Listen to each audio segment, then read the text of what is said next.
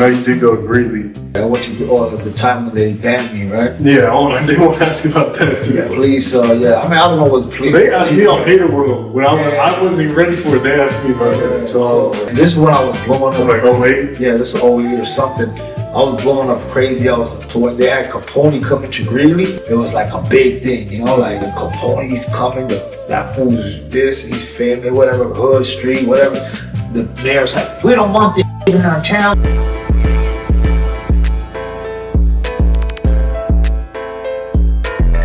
Mile High Minute, #1 blog in the universe, man. Today, I get the very special opportunity to sit down with the Chicano Rap legend, man, Mr. Capone, coming out of LA, man, East LA. How you doing? Appreciate you. Man. That's right, homie. SGB in the house, the Cali, LA. Yes, sir. I appreciate you for coming on the show. Yeah. I know I say LA, but originally actually from West Covina. Yeah, West Covina, La Puente. I was raised in La Puente, my barrio. We consider it West Covina because La Puente has a lot of neighborhoods out there, and their neighborhood is called Puente, so we basically adapted to the West Covina side, you know? Yeah. It's the same, they're the same little streets. Like, I grew up in La Puente, but West Covina's like one street away, you know? So yeah. It's real close. Okay, so were you born and raised in Cali, pretty much? Well, I was raised, mostly in, based in Cali. Since the youth, started school in Cali. From kindergarten on up, obviously started in the SGB. Mm-hmm. Went to school out there as a kid to junior high, then high school, then started getting a little trouble, moved out to the Inland Empire. So I have a lot of influence and a lot of love out there in the Inland Empire too. And those were those days when really get into a lot of drama on the streets. So Inland Empire, SGV, LA, and IE, which is outside of LA. Mm-hmm. There was in the 90s, there was a lot of drama between LA and IE also because IE was a place established. A lot of people from LA would move, just like how you could say you in Denver, and people might move to the Springs or somewhere a little outskirts. Right. So there was like, this is the 90s talk, and it was a lot of things going on. So I was part of that whole movement, the crazy stuff that was going on in LA in the 90s, because in the 90s, LA was, gangbang capital, So that's interesting because I feel like from an outsider perspective, we just look at, or at least I do, I look at LA as a whole, like you said, the SGV, the Inland Empire. So people out there really looked at those as kind of separate entities. Was there different cultures in a way? Yeah, so like LA was LA. So outside of LA, there was Orange County, and there was Inland Empire, and a lot of people from LA would migrate to IE. And obviously IE has been established, and they have established models and neighborhoods for so long that they were used to the LA city guys coming into their area, because obviously LA is more city, suburban. Yeah. So they went over there, and there's a lot of clashes happened in those times. So this was the 90s, and that's how part of it was. A lot of of course LA would have LA drama, but then a lot of people from LA would also move to outskirts, and then there would be a lot of LA. And even to this day, across the United States, sometimes there's Cali drama with other state drama, because people migrated since those days, and, this part of the street like that. So was there a lot of Chicano Rap legends from the SGV? Because for Lefty's he's from the SGV, right? And then you got, I think Bozo, I'm not sure what part exactly. He's from Southeast LA. His homie, rest in peace, Thump, was part of our crew too. Okay. Lefty, he's from the SGV. He's new. Roddy Rax is from the SGV. So there's a lot. Palm Loomis, he got. There's a lot of SGVers, now coming up. In my time, there wasn't too much. I was one of the first ones to come out of the SGV. Yeah. And then there was an artist named Snapper. He came out of the SGV, and then right when the SGV came in those times, they kind of took over, because I made a big impact.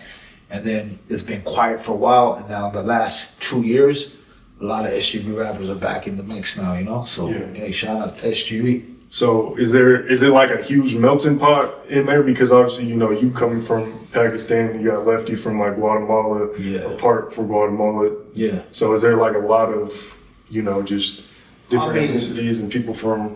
That's just in the whole Southern Cali.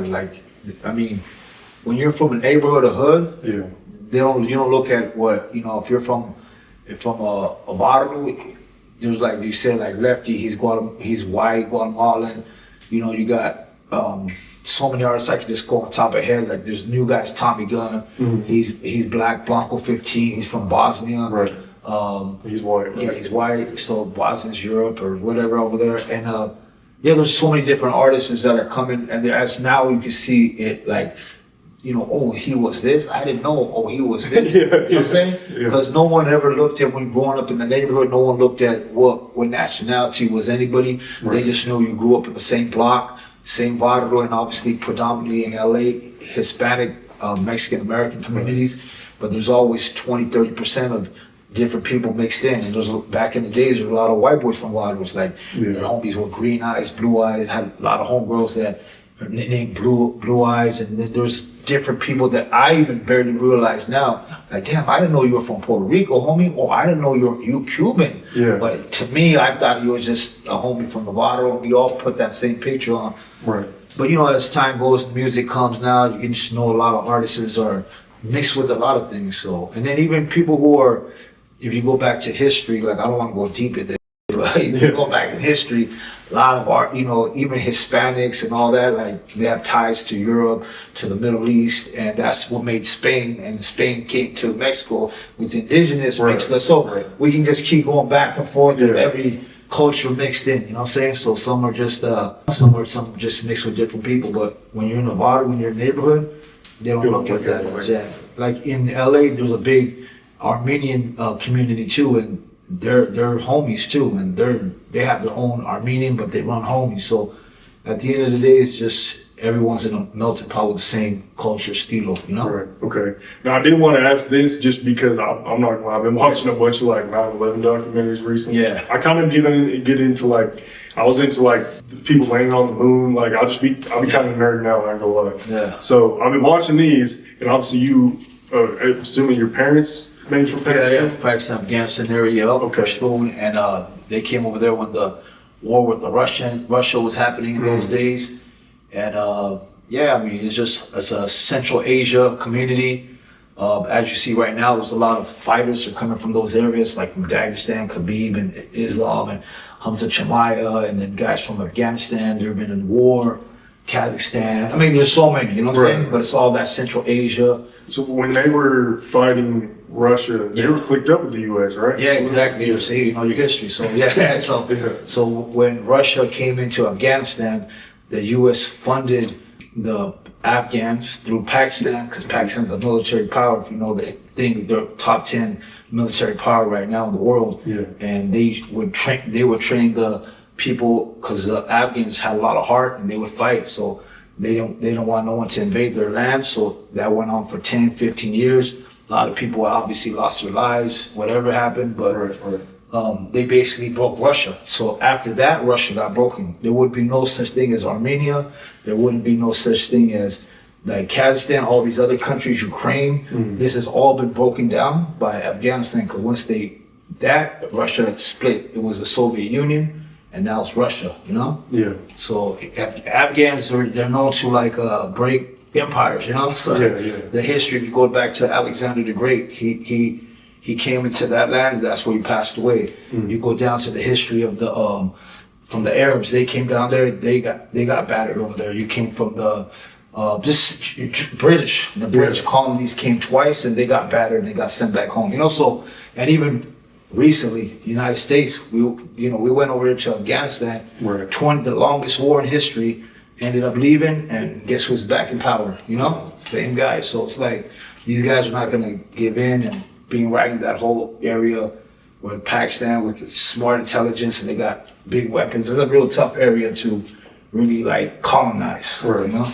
I'm just curious because, I mean, obviously you were around back then. Do you remember when 9/11 happened? Obviously you were I was very entrenched into like Latin culture, but so I don't know if maybe you did or maybe you didn't. I was out here I was in the hood. Yeah. I remember I was telling my homeboys, I was talking to my homeboys, and it happened. And I was like, dang, 9/11 happened, you know, what the hell, you know? So it was kind of a trip, you know, but I just like everybody else, I was just like, what, you know, like I didn't know the politics of the world as much back then as now I know, but I'm thinking like, what these guys did over there? And they, you know, they kind of put the blame on whatever. But did he really do it? We still to this day don't know. You know what I'm saying? So who knows, you know? Yeah. Did it like have an impact on you, or did you feel any type of way, or was it, since you were so kind of entrenched with like Latin culture, maybe it didn't affect you as much? Or I mean, you remember what you were doing like at the moment when you found out? I remember. I just was like, hey, let me get these straps ready. Someone's tripping on me.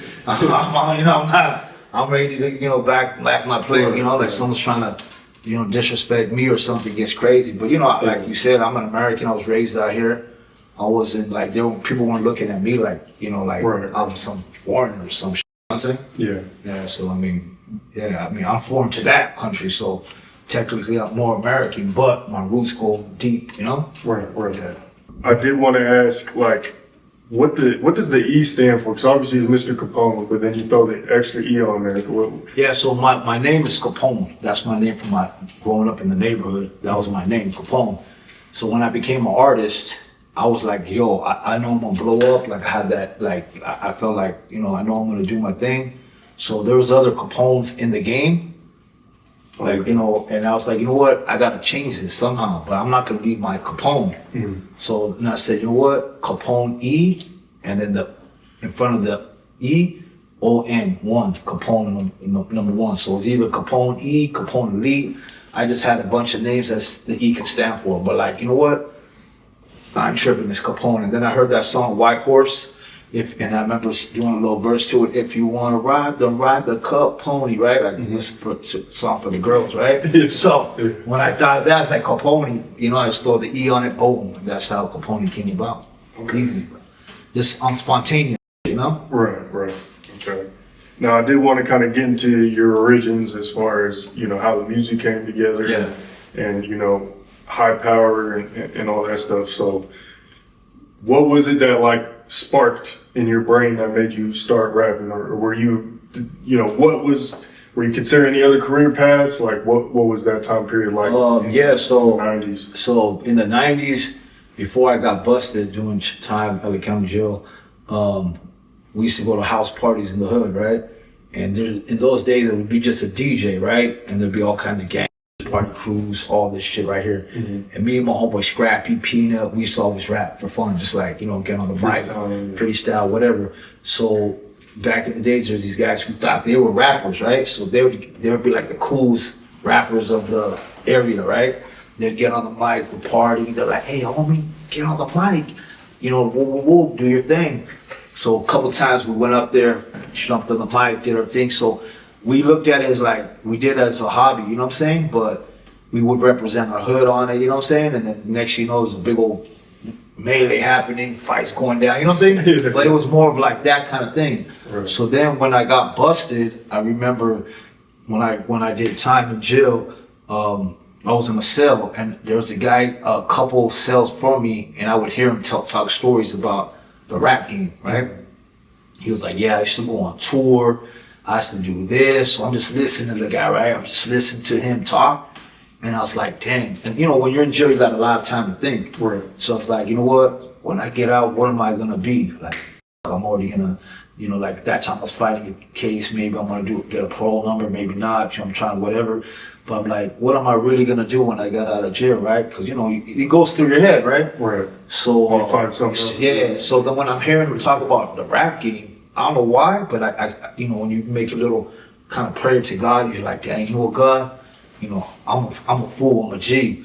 But at the end of the day, something that could actually change me would probably be rap, And I know at the end of the day, it's still the same thing, but it's obviously is legal because it's not like you're gangbanging no more, right? So I was like, you know what? If that could come to me, man, I promise you, like I just promise that I'm gonna stay focused to that, just like I'm focused to being this, And it wasn't. I don't want to say gangster. I'll say just a product of my neighborhood. Right. I say so. Just how I'm a product of my neighborhood, I'm gonna be a product to my business, to my music. I'm gonna stay focused on it and tell my stories and do my thing, whatever, blah blah blah, right? And I remember if that dream ever comes true, I got you, right? So I remember that same dream that I had in the cell, and it would keep clicking in my head. When you get out, if you find the opportunity of rap, jump on it. People are talking about, yeah, homie, I'm gonna do this job, that job.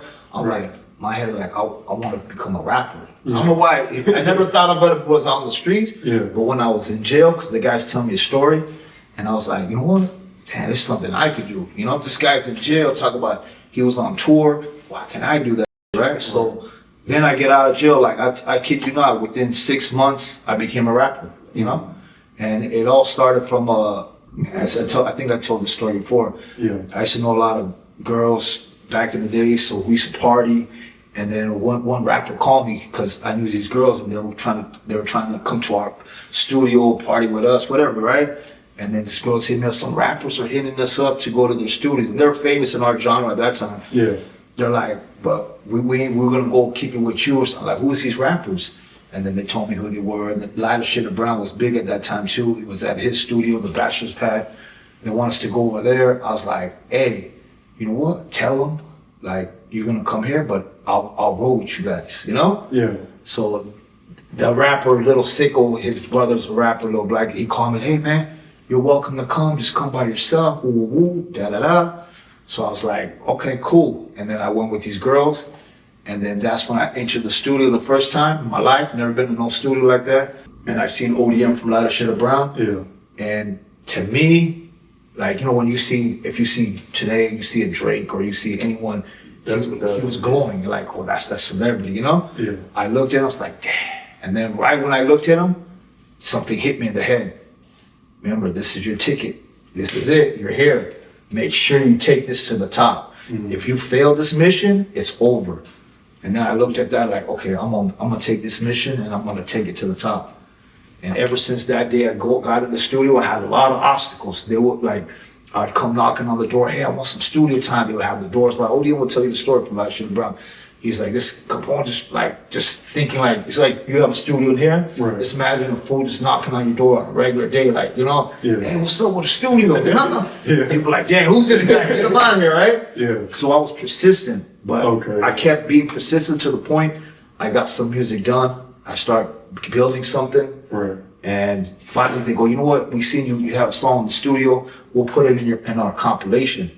And then there was a compilation he created, Brown Road Kingpins. Mm-hmm. And then they had a song called What's My Name? And that was my first song. It got on that compilation, and the whole city, the whole state, everyone's like, hey, who's that rapper? Who's that rapper? Right when I heard that, I was like, it's game over. Yeah. And then from there, you know, the history starts, you know? So you got like a taste of a buzz, and then you're like, okay, yeah. I mean, I got such a taste of the buzz. I was at a mall, and it was crazy to see. Like, it sounds like what kind of bush is this? Literally, the song came out like 3 days ago. Yeah. And I'm walking in the mall, and the car's bumping, playing my song. 3 days. 3 days till the CD came out. Yeah. And you know, it's not mainstream. We weren't mainstream. We were still kind of underground, you know? Right. For it to hear a car of girls playing it, I was like, damn, you know, like what? I'm not even, this is not even mainstream. Right. But there's already someone playing it, and they're just driving by. And they don't even know that's me. They just drive by, look at them, they look at me, and just keep driving. I'm like, that's my fucking song. Yeah. You know, so right then I already knew, like, hey, you know what? I don't know, it changed me. Like, you know, it made me like, motivation, whatever you want to call it. It got me there. Like, it's my time, you know? Right. Okay. Now, how did High Power and everything come together after this time period? Where you, like, was it like a year or two after, a couple years? Like, what was that? And also, actually, before that, and again, I need to learn a lot too. But I always hear Brown side as well, and then you said Lighter Shade of Brown. Are those? They came before me, so Lighter Shade of Brown. They're the veterans of the game. They've been big in the game for years. They've been mainstream. Brown side were more underground, like us, like street. They were more street, and they came in way before us too. And then them guys, we met them. We were on the street so active that we seen them guys back in the days in San Bernardino, Riverside area, and you know, what up, boom, boom, and we clicked at that time. And they're like, oh yeah, from LA, we're from LA too, and boom. I remember they had the CDs, the cassettes, and they gave like about boxes of them to all our homies from the hood, because they're like, you got to feed me, hear some CDs. We're like, all right, cool, we'll check it out, we'll bump this, homie. So we start bumping, we're like, oh shit, they're rapping. And those are little click moments when I wasn't a rapper. Mm-hmm. But I was like, damn, these fools still there. one day maybe I could do it. But we were on the streets. I didn't think of that. Right. But I was like, wow, that's kind of cool, you know? And I remember them from that. And then Latino Brown, I remember them from being at Raging Waters in San Dimas and going to the Magic Mountains. They're playing like they were like in the hood. Everyone played that and Active Sunday afternoon. Like that was like famous for me being a little kid, you know? Yeah. I forgot how old I was, maybe 10 years old or 8 or 12, whatever it was, but I remember as a kid hearing Latino Brown, so legendary, you know? So did Brownside come around the same time? Was that they came around the same time, I think. Yeah, they came way before me, so they came. They kind of laid the foundation to it. Yeah, exactly. Yeah, they definitely were some of the few ones. Kid Frost, Latino Brown, Mellow Mayonnaise. There's a bunch of them, you know. But the ones who were big were Latino Brown and Kid Frost. Are the ones who were kind of like the big dogs of those days, you know. Okay, so do you remember the moment when the idea or the name High Power, where you know came together? Were you kind of just writing down names, or what about that name? Okay, so I'll tell you that. So rest in peace from 18. We ended up getting into them too, but we ended up being cool. But Rec from 18th Street, rest in peace again. So he was doing a compilation, and then he goes, "Hey, I'm gonna put one of your songs on my compilation," because he seen the buzz I got from the first compilation. Yeah. He goes, I need credit. Like I don't know business side, right? He goes, "I'm gonna send you a check of I forgot what it was, maybe $600, $500, right? Yeah. But you put it on my compilation, this song." And I was like, "All right, cool." He's like, "Okay, I need to know all the information. What's your artist name?" Obviously, I told him. "What's your record label?" And I wasn't even a record label. I just had a couple songs. So I was like, "What's my record label?" Yeah. And I was like, "Oh, High Power," you know? Yeah. Because, you know, I'm thinking weed, and then I'm also thinking, I remember I'd be locked up in jail, seeing High Power, and, you know, East Max. It was like you know, like, no, it's just like a sector in jail too, but then also weed. But I use it like weed, like smoking the High Power weed, you know? So I was like, oh, shit. Like, I just said High Power, you know? Just High Power weed, woof. Next thing you know, it became it was my label. And he put that as credits. So when he put that as credits, I'm like, okay, this is my record. I know that. Yeah. So, you know, it's what you call fake it to make it, you know what I'm saying? Yeah. I faked it like I was somebody. I faked it like I was a real rapper, but I wasn't. You know what I'm saying? I was just a regular fool doing it. Yeah. But I just had to bullshit my way in, and they, you know, okay, I power your label. I'm like, is it? And then I was like, hey, bro, and I call him, what do I do to make this a label? He's like, you gotta go to the city, go to do this. I'm like, what? I don't know how to do this. Can you walk me through it? Or, you know, fictitious thing. I don't even know how I did it, because I'm not that guy that knows how to do anything. Right. But I just somehow created it as High Power, and I did it, and I was like, okay, now it's a real label. Okay, so you brought up the weed, and recently Snoop Dogg just said that Denver is the mecca of marijuana. Him being from LA, that was kind of bold, because you know a lot of people.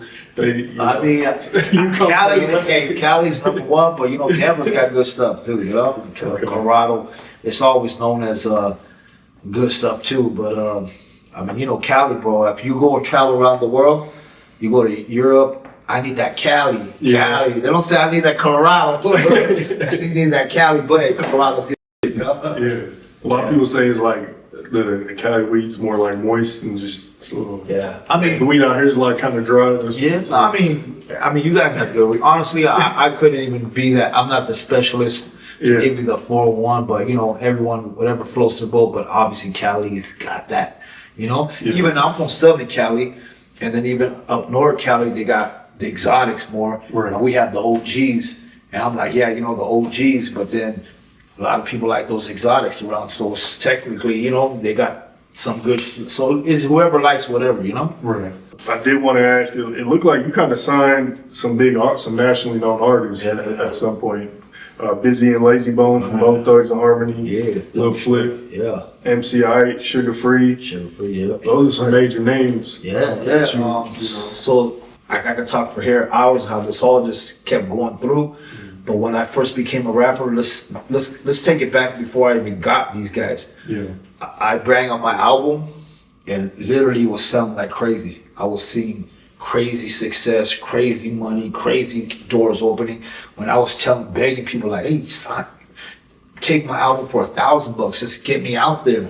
Nobody was, everyone was like, oh, I don't know, like, you know, whatever, right? Yeah. And I was like, trust me, this is gonna win. No one would took that chance. And then the first time I ever printed up, shouts out to like people helped me. Like I got my homies from my neighborhood, like Goofy, all the youngster, they would put money into like, hey, help print it out. My homie Dreamer took me to a place they designed covers. They grew up with us back in the hood. Now they got a little, you know, graphic place. So I'm like, damn, all these fools are successful. I'm just coming out of jail. They're like, they're gonna help you out. They know you're a real one, so they got you. So everybody was doing favors for me. Literally, I got favors from the beginning. And then when I got my stuff out, like that's when I learned game. I went straight to the, Santa Fe Spring Swap Meet. That was a mecca of like Chicano Rap, I guess, right? So I walked up in that place with 5 homies with boxes of CDs. One guy came to me and goes, hey, you're new. It was hard. He goes, let me buy 500 CDs off you right now. And I said, all right, cool, but one thing, how many you got? I go, I got thousands. No. Give me 500, I'm gonna give you my number, just jam, you're good, and I'll be your exclusive guy. Exclusive, he goes, look, just let me buy it, and just kind of like tell me to leave. I'm why did he want me to leave, right? So he gets 500, and I just keep walking. Another guy comes up to me like, hey, you got CDs like that? Oh. And they're like, you're that one fool on that compilation. So just in that place, I met 3 solid ass connects that basically spread everywhere.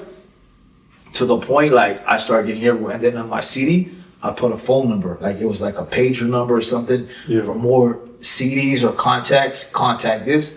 Oh, I was getting called from North Carolina, from New York. Like, I was like, what the f***? Ooh, I need CDs. I need, you know? So that started me. Once I did that, I was like, damn, I could do this for anybody. So I seen other homies in the hood that were trying to come up. And I was like, you know what? And they were struggling to make moves.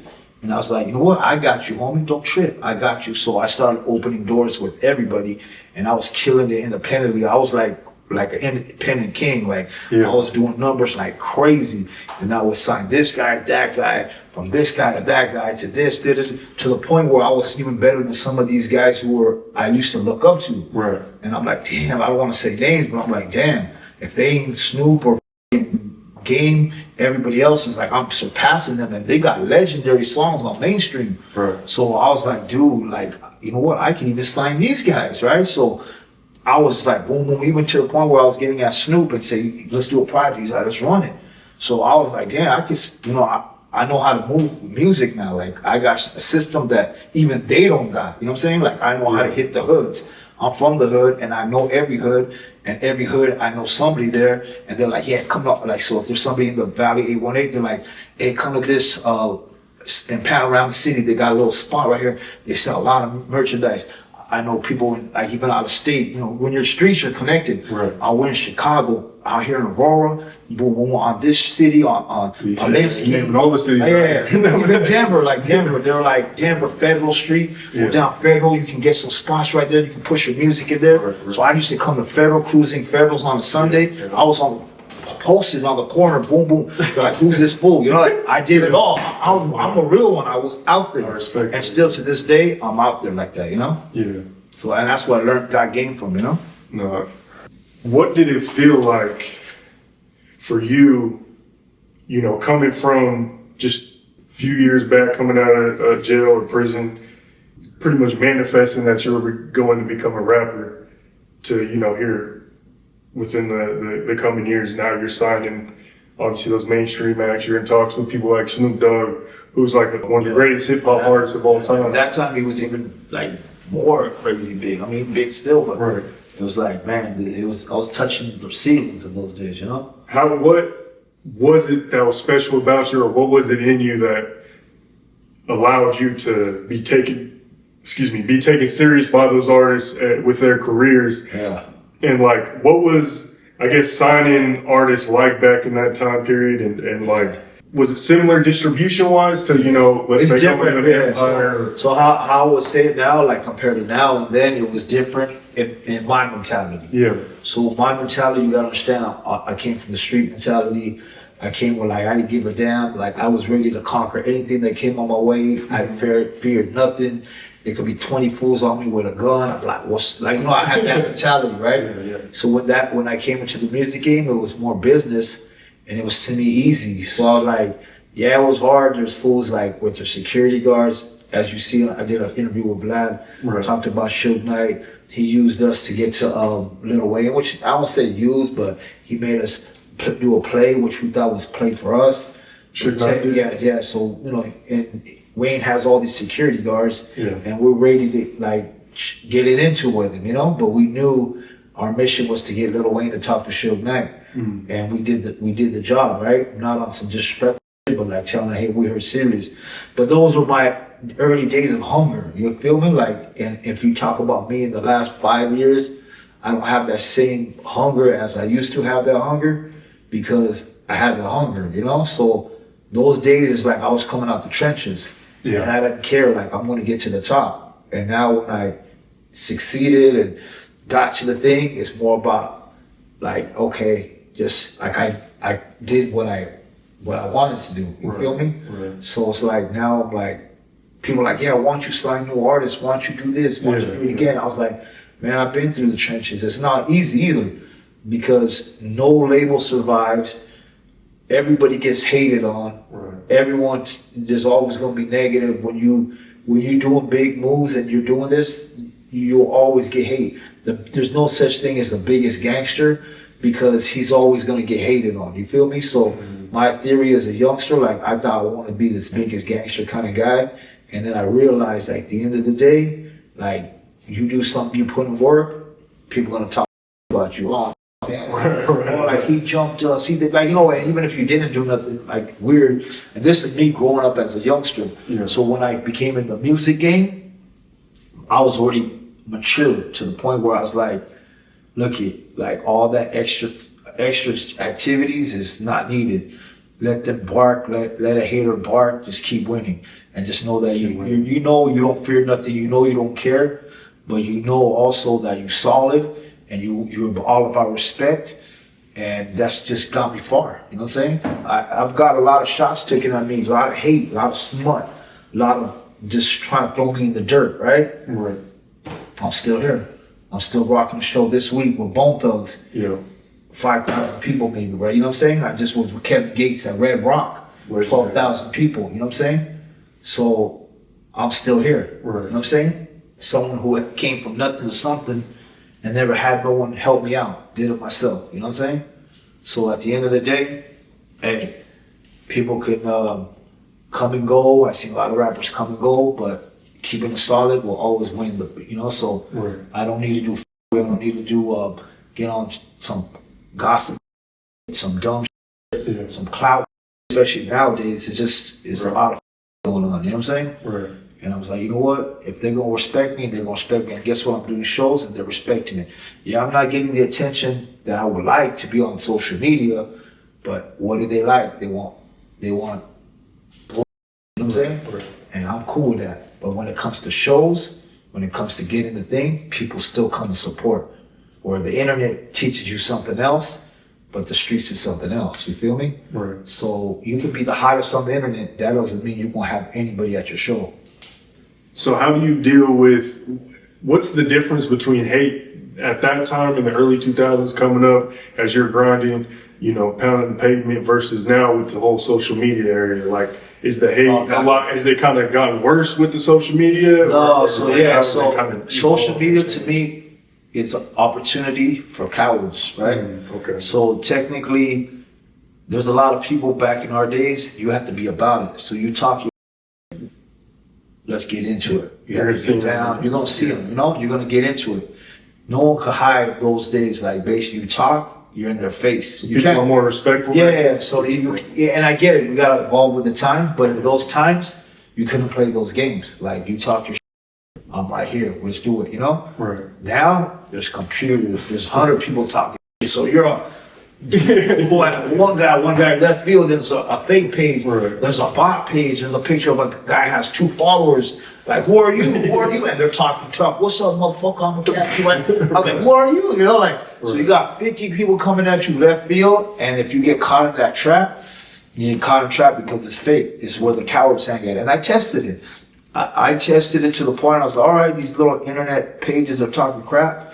I went on tour where people said I couldn't go to this thing, whatever, like, oh, whoa, and I went there, I posted up at Walmart. I was like, I'm in Walmart, I'm in the hood, I'm in Garcia right here parking. I will post on my Facebook, and that testament to everyone will see me saying, I'm posted up at Walmart from 1 to 3. Pull up, and then there's me and two heads right there. Boom, posted up, took a picture. I did that in every city I went to just to see who wants traction. I'm here, you know? Yeah. And guess what? By yourself. Nothing but fans. Right. You know? I'm like, I'm here for technical. There's always love in person. Yeah, so everyone's showing love, and I'm looking at this like, where's the haters at? I don't see them. I went from California to Arizona to New Mexico to Texas to Oregon to Washington, traveled to New York with every fucking state. You could say probably 30, 40 out of the 50 states. And I posted every day and nothing. For the last 3 years, this is recently, the last 3 years. Yeah. So I was like, just reconfirming myself that, hey, internet is just a place for the cowards, you know what I'm saying? Right. That's it. But you know, you can never judge the internet. There could be something real, but if you're raised with a paranoia of like you don't trust that you're ready for anything, at the end of the day, you're just ready, whatever. And you know, no one's always the winner. Like, I'm not the greatest. Somebody else could be something, but at the end of the day, it is what it is. You know, you stand 10 toes. That's it. You know. Right. So you brought up federal, which is, you know, for people who may not know, that's like a legendary Denver street. Like you said, there's a lot of huge lowrider Chicano culture. Yeah, I've been on the streets of Federal. Yeah. Capone, early 2000 when it first came out, I'm standing on the corner of Federal. You know what I'm saying? Yeah. There's even videos of me out there that Capone's cruising and the fools with lowriders pull up. I'm like, hey, let me jump in that lowrider. Let me drive. Yeah. I'm cruising Federal with a couple of my homies from LA out here and people from Colorado showing love. Like, hell yeah, he's out here like that. So that's why I gained a lot of the love from being real with the people, you know? Yeah. I guess even from this, just you coming out here this time, I was like, damn, he pulled Red Rocks. I didn't even realize you were linking with Kevin Gates. I thought you was just going to go see Red Rocks. Yeah. I'm like, okay, he's actually tapping in, and obviously you're here now. Yeah. You got the show on Friday with Bone Thugs. So Yeah. what makes you get out and be with the people so much? Because, you know, especially with some of your status, a lot of people be like, oh, I'm gonna just kind of lay back. I see a lot harder to stay in the hotel room and lock the door. Right. And then you find securities and walk them out. Right. Like, you know, whatever. Like, I'm not gonna go into it. I'm like, what the hell? And still to this day, I just keep it real, you know? Yeah. But I get it, you know. I had a lot of crazy childhood street stuff, house getting shot up, bullet holes in my door, shooting at my mom, shooting at my sisters because they can't get at me. So I witnessed a lot of crazy stuff as a kid. And being who I was, so to the point where, you know, you just became like numb to like any, like you just not worried about nothing no more, you know? So I don't know. I mean, that's just part of life, you know what I'm saying? I guess that's how I was raised. Some people never seen it. They see one little thing like, oh my God, I got stab wounds in my chest. Right. I had stab wound right here fighting people. My boy got put in a coma. I have a scar from him, and he got put in a coma right in my face while I'm getting down with them all. You know, like I've been through so much street that like I've seen it all, you know? I think one artist that was a part of High Power, and maybe you could name more, that was from Colorado, was Dank One. Dank One, okay, yeah, he was never High Power, but he always was affiliated with us. Okay. And he was always a smart hustler, grinder. And he came over here, and there was another guy, Grumpy, Dank One, and they used to push CDs. They were like doing what I was doing on a worldwide level, they were doing on the Denver level. Okay. And they were pushing music, they were doing shows now, whatever they do now, I don't know. Yeah. But yeah, they've been on my tour bus, they've been hustling. So Dank One, he's a grinder, he's a hustler. He's older now, but I mean, he's one of those underground guys out here that's always been in the mix, you know? Stay true to his craft. Right. Was there anyone else out here in Colorado that you remember becoming close with collaborations or affiliations, or you were coming out here doing shows and stuff? Like my boy Monster Tilo. Okay. He's right here in Colorado with me, and I did a song with him. We did it like 2 years ago. This song's already hit 500,000 streams on Spotify. So, you know, it's a little opening for him. Obviously, he has to create his own door. Yeah. But boom, he's already surpassed probably like, I don't know, a lot of fools in Colorado, you know what I'm saying? And there's a lot of dope artists out here. Colorado has talent. But he just did one song with me. streams going crazy, you know? So, yeah, I mess with a lot of people in Colorado. I know a lot of people. Colorado's been like one of the top, to me, at least, like, always been in the top 5, you know? Like, I love Colorado. I used to, especially my early days. Yeah. I had that love for Colorado, you know? Do you have any like crazy stories from that era that really stick out? You know, you going on tour out here, like man, those early days. I don't know if Colorado changed or what, but those early 2000s when I first came on music, I would come to Colorado. I was like, man, this is like Cali. Yeah, I was loving it. I was like, man, this is the girls were pretty. Everything was like it was cool. Now I think Colorado's like, you know, changing, evolving. So I don't know, like there's a little bit of this, a little bit of that. Some getting bougie, some getting different, some getting turned into like stoners. Like everyone gets turning, like it's just so much personality now, right? Right. But, city's grown a lot. Yeah. But when the early 2000s, it was just like I felt the vibe. Federal. Maybe I was just hanging on Federal all the time. Yeah. But I was like, dang, this is dope. You know, I just like it. You know.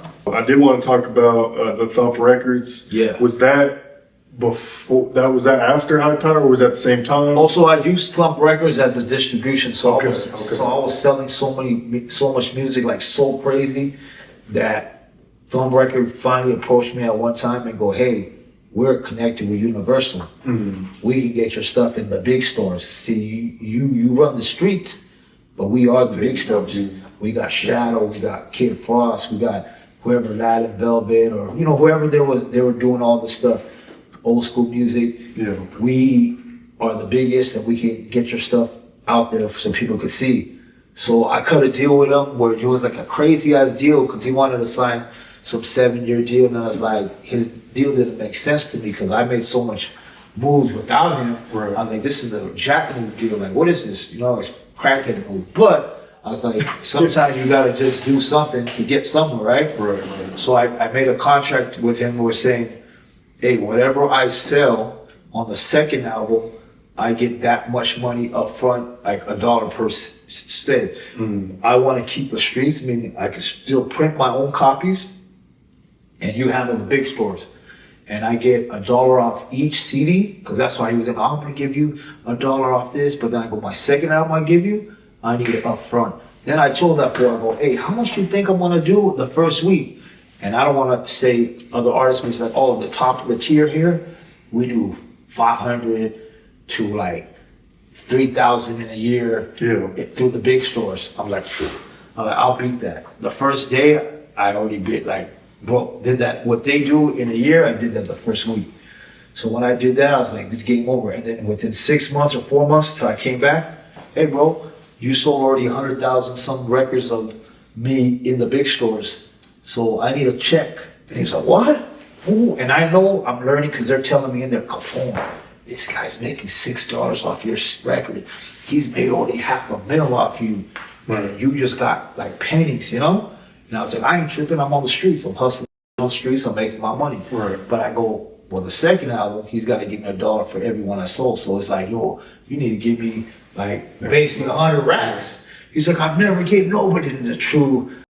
Even him came out, I never gave nobody more than 5, 10K. I've never done this. You know, I was like, bro, you know, whatever. So at the end of the day, we came to a solution. It was not big money. Yeah. And I got screwed over again and again. But I wasn't tripping, so I'm never mad at it. But it came to a point that he's like, you're doing so much, why don't you bring the whole label through us? Yeah. And I started doing the label, and then I kid you not, he owed like, because then eventually the whole people inside were like, bro, this guy owes you millions. And I'm thinking, maybe he owes me 100, 200,000. Like, nah, he owes you millions, trust me. His own internal people said, look, go to this guy, he'll do an audit. You know, woo, and then you got to go to court with this. And I was like, nah, I ain't tripping off that, I'm good. Yeah. So I was like, and then the audit guy called me, hey, you want to do an audit, this and that? I was like, yeah, you know what? Let me see how much money this guy owes me. Right. Boom, came out to like millions, right? I was like, damn, this fool owes me. And I was so naive to knowing that he's making this much money off me. Then I told him, and he owned my records at that time. He was the ownership. And then I was like 100%? Yeah, well, I mean, it was distributed, but he was still like, it's his. He's the one doing it. Yeah. So it came to the point where they got to the court things and all that weird stuff was going on, to the point where they're telling him, like, you need to pay the man, or he's gonna bounce. So they told me, would you accept taking that stuff out, but you're getting a little bit of money, like some whatever, a couple $100,000, but you get to get back from it and leave? And I was like, you know what? Like, and then he was like, I'm gonna go bankrupt and I'll file. And he told me straight up, I'm gonna file chapter 17 or whatever the word was, and I'm gonna go bankrupt, and then I don't even have to pay you nothing. So I want to pay you at least something, but just keep your stuff with me. I was like, no, I'm taking it out. I'll get the money. I'll take that little money, but I'm taking it out. So by me taking it out, eventually I got my own distribution. Then I connected with other people. You know, other people just shady business, but you know, it's part of the game.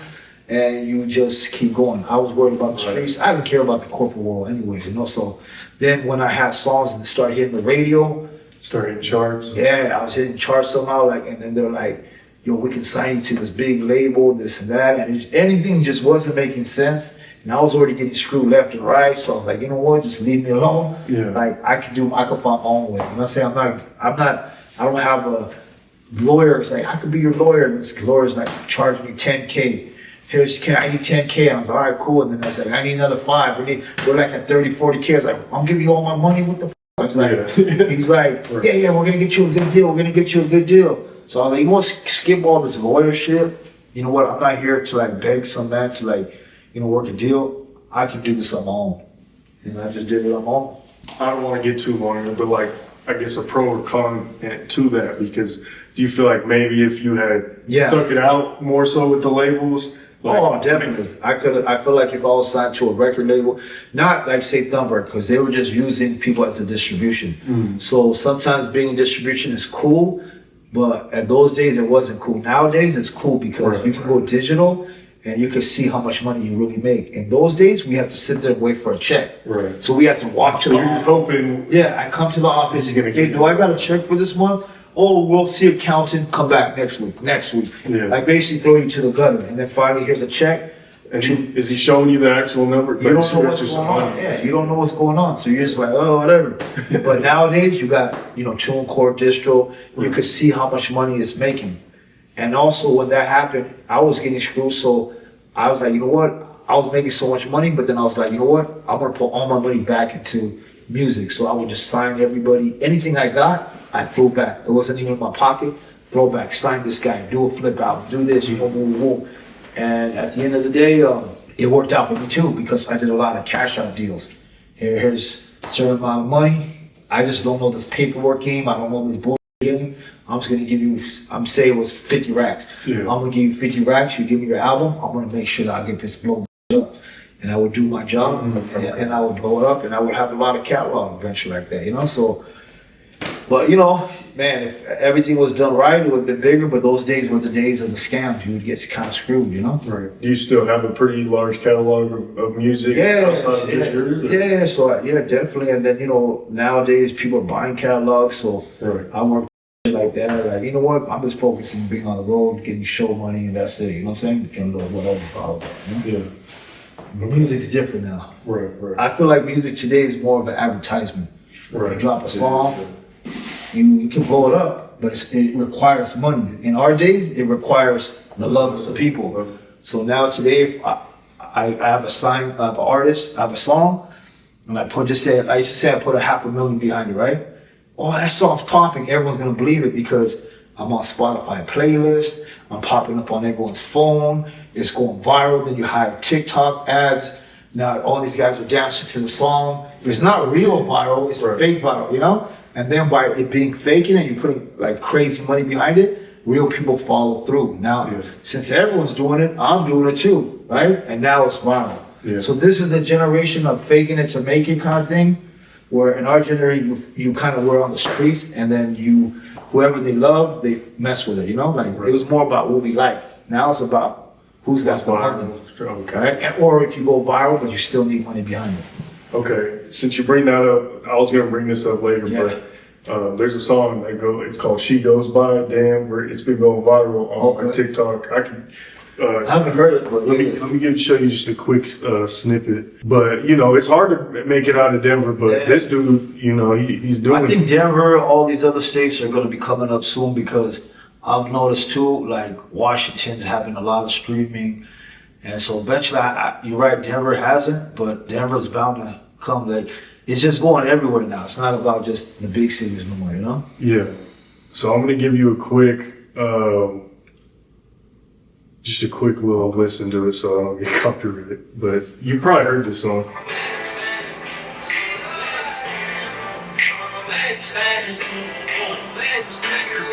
So yeah, everyone dancing to it, right?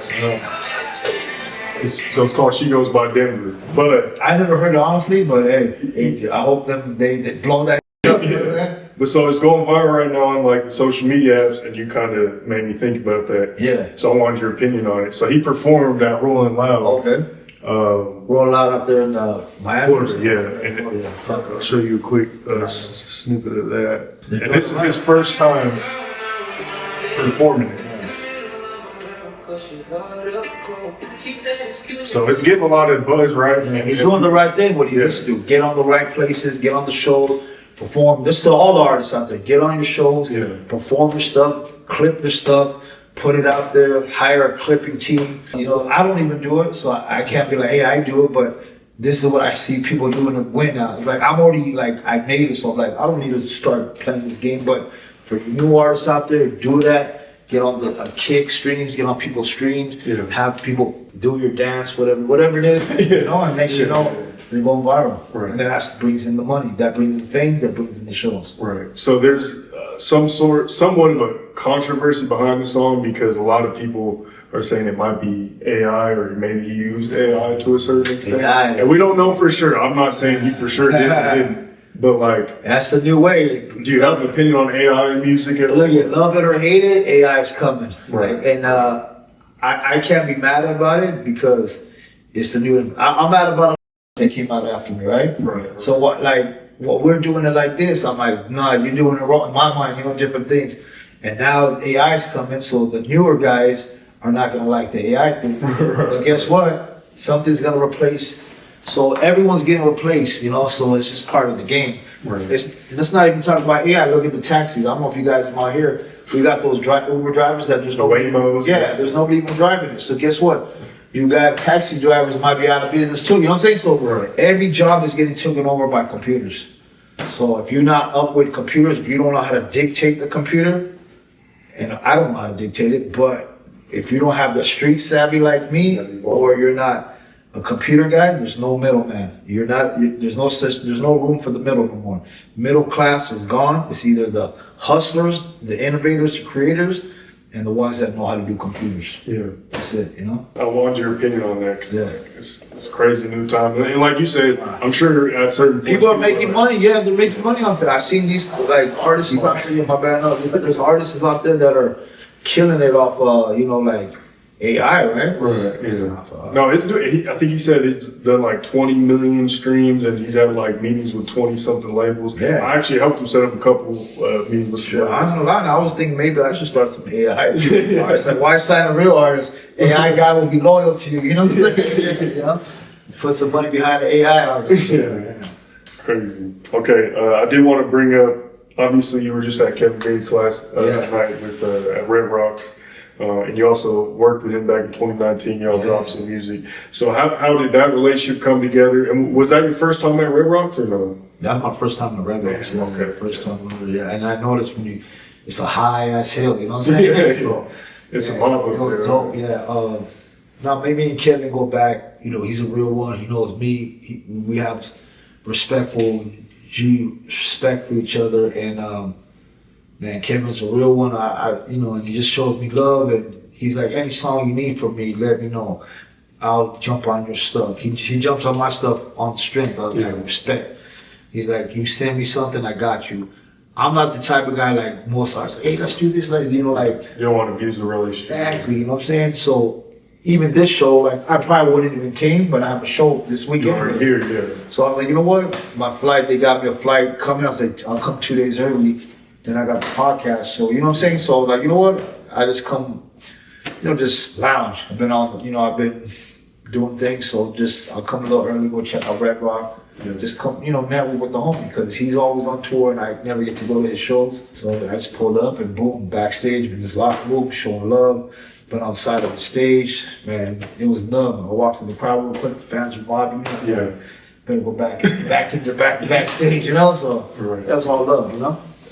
Yeah, no, I appreciate you coming out here a little early too, because in my head I was like, we'll probably do it on the show day, but since you came out early, I was like, let's knock it out. We'll get this cracking. You know? You said fans were mobbing you at the show? Yeah, I got a lot of pictures. I'm sure when you were walking up. Yeah. Because I had to technically get to the backstage, so when I got there late. So my flight landed, so they're already all over there. Right. So they're like, you gotta come here, go through, I don't know where I'm going, go through here, just get to the middle of where the crowd's at, and then there's a way to come down from there. Right. So I had to go through the crowd real quick. Yeah, they have that crowd VIP. Yeah, and everyone just looked at me, you Capone? Then I had to stand there like, hey, I'm right here. And when I did that, that's when one person took a picture, and the fools were like falling down, like, picture. And by the time the homie came through, he's like, oh yeah, come on, let's boom. And then it's like, everyone's like, and I got through, But yeah, it almost got crazy, You get a chance to like take in Red Rocks? Because a lot of people say that's like the #1 venue in the world. You get a chance to kind of look around and look at it. Because it's different. No, everyone's like. No, what's crazy about Red Rock is it was raining. Right. So it's cold. My hands were cold. And these people are standing in the crowd, beating their chest, singing a song. And I'm like, what? Damn, they're ride or die right here. They have to walk up the hill. Already that I see people coming really hard. Then they're sitting in the rain. So much torture they gotta go through to see a dope concert. And they're still in there vibing. So that's what makes it even more bigger than anything, because the love of the music is just too strong in there, Right. I'm glad you had a good experience. Yeah. You also work with the Migos. I feel like a lot of people kind of sleep on that. Rest in peace, Takeoff. Right when they first started, they came to LA. They're like, we the Migos. We gotta mess with Capone. Yeah. The Migos did this, So homie showed love. He came to the hood. Shot a video in the hood, hanging on the street with the homies right there in Hollywood. In Hollywood, right in the hood. My boy used to do production. He's from the hood out there, and we're all right there too. And they were just kicking in the hood out there. So it was love, Were y'all in the studio together too, or did y'all? Yeah, we went in the studio. We did the song in the studio. We did that whole thing in the studio. All the Migos were there. They just showed a lot of respect. Yeah, they loved it. And then every time I would see them down in Vegas or different, they're like Capone, loco, so it's all love. It's just they got right after that they got Superman.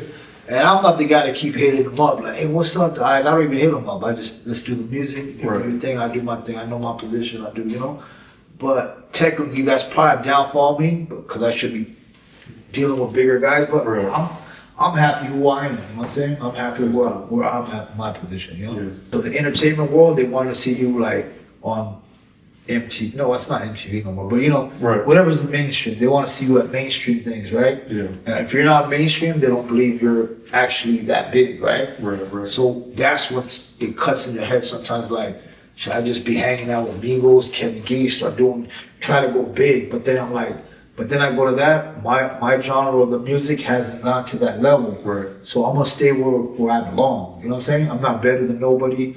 And I'm gonna stay to the crowd that I know. If that ever blows up to the next level, then I'm gonna jump in there like, yo, I'm Capone, But at the end of the day, I try to open the doors, and I realize it's too hard. I don't know if you can say it's racism. I don't know if it's just a neglect of the Chicano community, the homies, whatever it is. But I feel like the doors are shut, right?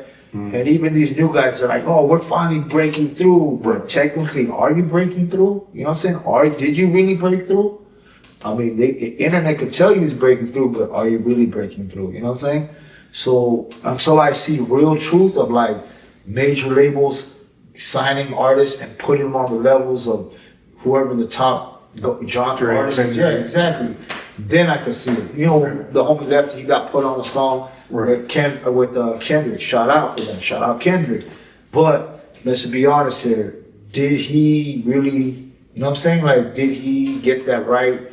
You know what I'm saying? Was he in a video with Kendrick, or did they sign him to a major label off that? It's like, I don't know. Like, you know what I'm saying? There's a lot of questions. Levels. And when I was in the game, I seen the same thing. I was like, everybody wanted to mess with me, but then there was a certain level of like, oh, we don't know if we want to get this guy in.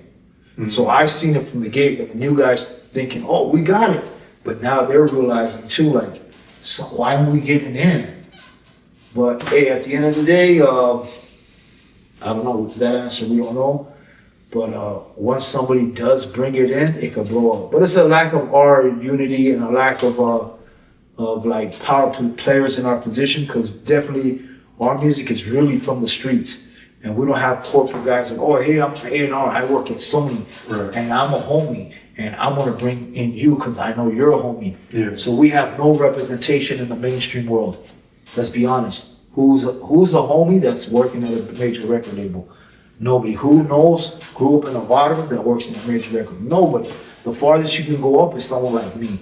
And me, I'm still on the streets, you know what I'm saying? Kind of vibe. Yeah. So when you have corporate America not really tapping in with the streets, that's the thing. Sometimes it goes viral. They say, okay, the kid's going viral. Oh, cool, cute. Let's cut them a little check and try to do something. But that doesn't mean they're taking them to the next level, you know?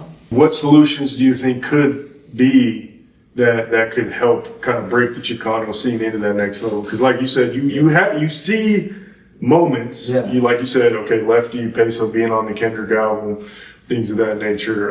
You know, and the same in our time. I'm being on Snoop's songs, doing Snoop, Migos, but it just we weren't on the major label. It was still like just boom, boom, right? So it takes somebody to be an innovator.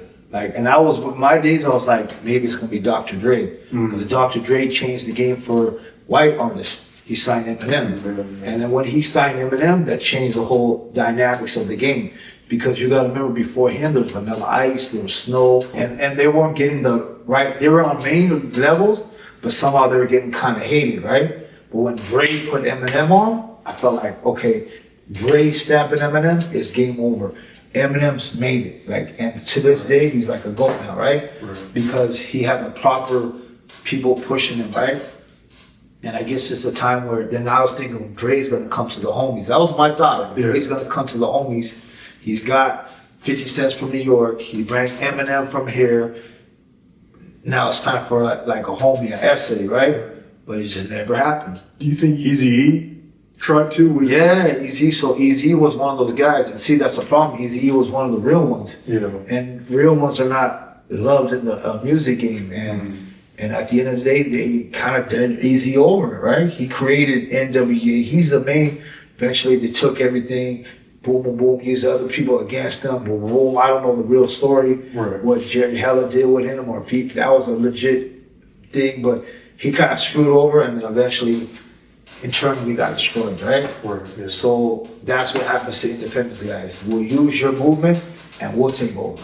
That's, you know what, that's a good point, because but do you feel like maybe you walk so artists nowadays can run? Because I do feel like, although yes, you know, maybe certain Chicano artists haven't all the way broke through to a Kendrick, Drake, you know, Migos type level, you have seen a lot of growth within the Chicano hip hop scene, especially over, you know, past 3 to 5 years or so, even, you know, maybe before that. So do you feel like maybe you kind of walked a little bit, so the new age of... Oh yeah, definitely. We helped open the doors. Obviously, we broke the door. I'm the first one, obviously one of the first ones to break the doors, do with Snoop, the game, Migos. We broke the door. We showed there's a possibility, a way to, you know, it's not Chicano, it's not rap or whatever. I don't even call it Chicano rap, but you know, people call it that, so I'm gonna respect it. But whatever they call it, at the end of the day, we show that we can do songs with Snoop, because people didn't believe that could happen. You're just you did it with Snoop, you did it with Migos? What? You did, you know? And so those are the eye openers, right? And then now in generation, oh shit, Kendrick has the homie on it? Oh, so there's shows signs of something, but it's still not like, okay, we're gonna push this whole, someone's like, I'm gonna push this whole movement to the next level. I'm a represented at Universal, or I'm like Dr. Dre, and I'm gonna sign, I'm gonna get this, because Dr. Dre today stabs somebody, blows it up, it's on every radio station, and he's big, you know what I'm saying? Dr. Dre's Dre, what's up, little? And then pretend his name's Little, I'm giving you a fake scenario, pretend his name's Little Smokey. Little Smokey, guy comes out shaved headed, whatever, Little Smokey, like, boom, like, oh, this guy's hot, you know, next you know, Little Smokey's going platinum, then Smokey will evolve. they'll give him the best beats, Timberlands, Drake beats, whoever's the hottest guy. So I don't even know who the hottest guys are now, right? But they'll put the best thing. They'll put him with a song with, let's say Drake, let's say that, right? And now he's just big. And now he's just, oh, he's so dope. It's a mind thing. Everybody, oh, he's big. Now he's gonna go do a show at Red Rock. 12,000 people gonna be there for him. I was like, wow. That's the power of major labels. And then once you're on a major label, that's when some artists say, okay, now I'm going independent. Because now you could, because you already got the world exposure. But like someone like Drake. But our crowd has never even got to get that chance. We're doing numbers on our own without even getting that exposure of that world. You know? Do you think maybe labels haven't necessarily signed? I know you said you don't want to call it the Chicano Rap, but maybe they haven't signed the Chicano Rap artists because of the politics or something, maybe? Or I think, what do you think? It could be a little bit of the unseen, unknown. But even that isn't necessarily right, because obviously you got like Crips and Bloods. Yeah. You know, they signed. Well, you got to give it up to that. Eventually, these guys at the top, they found a Crip or Blood artist and they blew them up. Yeah. Once they got in, now there's a lot of affiliated from the streets that are in the major level. Right. So they did the right moves and they proceeded, and now they're labels. So they're bringing their own people in, right? So you can't hate on that. They got in. But now who's going to get in? The homies, right? Someone's got to pull that hand in, like, come on, join us. But the door has been closed for them. They're like, okay, well, we're going to do this. We're going to make a song talking about, like, that vibe. Right. But we're not really. Use the culture. Yeah, but we're not going to, this is, mainstream is us, you know? So that's the problem, you know what I'm saying? So, I mean, I'm a firm believer that once this happens, things are going to change. Sorry, go ahead. But that's the major labels got control, you know, at the end of the day. What about someone like OhGeesy or a Mexican OT? So he's one of the guys that, like, he's like in our generation, the Baby Bash. So Baby Bash, Lil Ron. Yeah, so Baby Bash, he took it to the next level.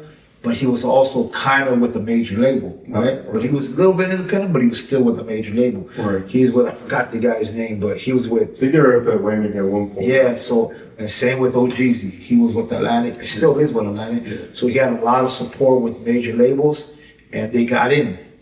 And they could open the doors too now, but they're young, they're living their lives, so they're not older rappers, so it's like, they're not record labels, so you can't expect OhGeesy to do it either. You need a tycoon, a real legend to like kind of like bring in. But you know, hey, it is what it is. Maybe that's what the destiny's for, and it is what it is, right? Yeah. Did you get a chance? I know he was at the show last night. Did you get a chance? You know what, he was, and I was gonna chop it up with him. Phoenix is my boy too. Yeah. I met OhGeesy a couple times and we chilled. And I know for doing music, they're the ones who are relevant right now. And for me to do a song with them, and in my mind, I'm like, you know what, I need to do a Summertime Anthem remix with them and put the new beats and everything.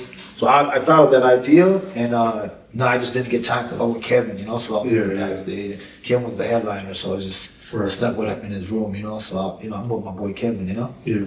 Now, one thing I did notice that I wanted to bring up is I feel like a lot of people kind of hold you being. And excuse me if I'm mispronouncing, but like they hold you being Pakistan against you so much, but sometimes like they won't kind of use that same energy towards a lefty being Guatemalan or a Mr. Criminal being Ecuadorian.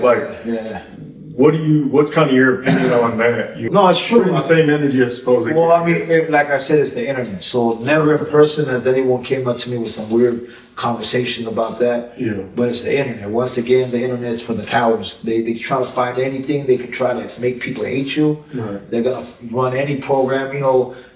Anyone does anything, they're going to say. So that's all they can say on me to use it negative. Why is it negative? It's not negative, but the reason why it's negative, because there's not that many people like me out here, right? So I'm an easy target. So people who run off easy targets, you already know they're weak already, and there's a lot of cowards out there, and they're gonna talk that nonsense, and they're gonna say this. But guess what? I got more blessings out of that too. I did a song with some major artists in Europe to even out there in India. Having a very like international. Oh, I toured in Korea. I toured in Europe. I toured in Japan.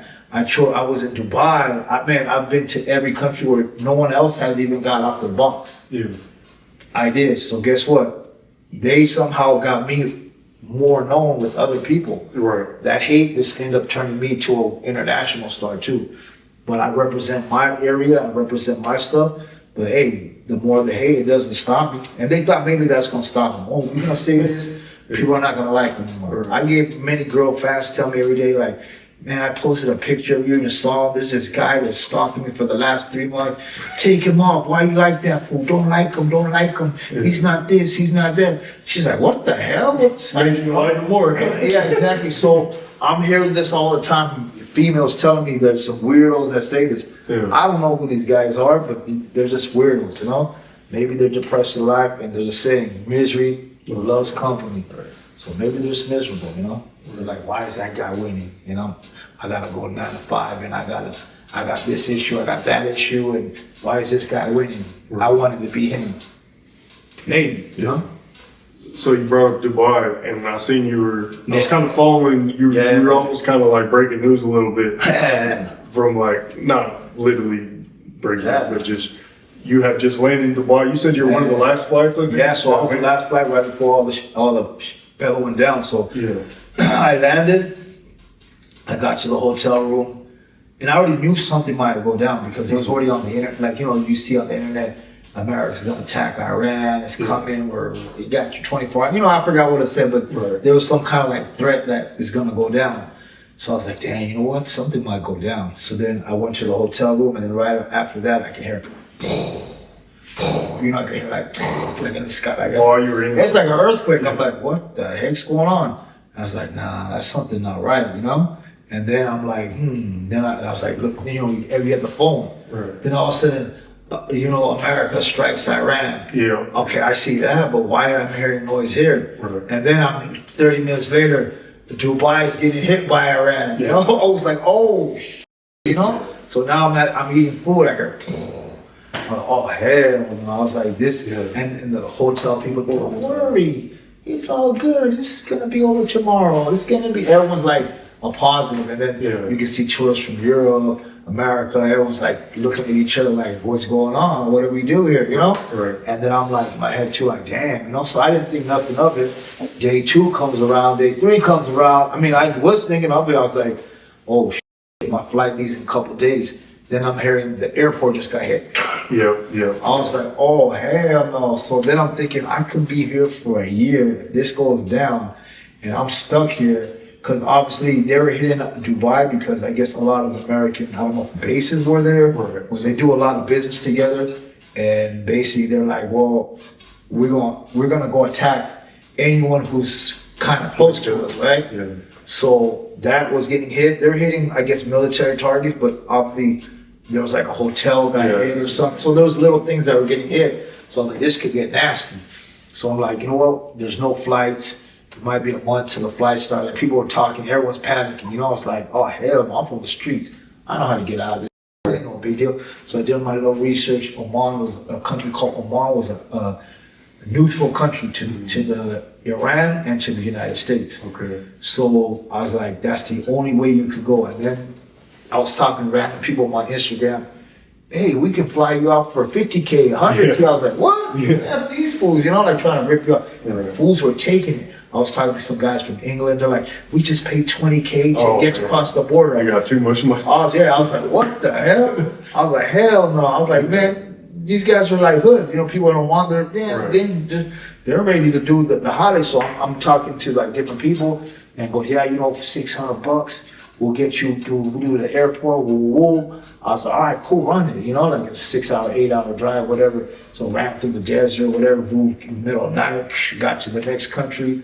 And then, but the problem was the flights were going high. So from Oman, you couldn't get to the United States for like 10 G's. The flights were saying 10, 8,000. Like private or? Like ghetto, like the regular flights, right? So 10 G's, 20 G's, it was going up. Every day it kept going up. I was like, oh, hell no. Yeah. So I was like, I got to find an alternative route. So what I did is I had to fly to one country, then one country to Europe, and then then I was in England, and then England to America. So eventually it ended up being like $3,000. Was better than 20, 30,000, right?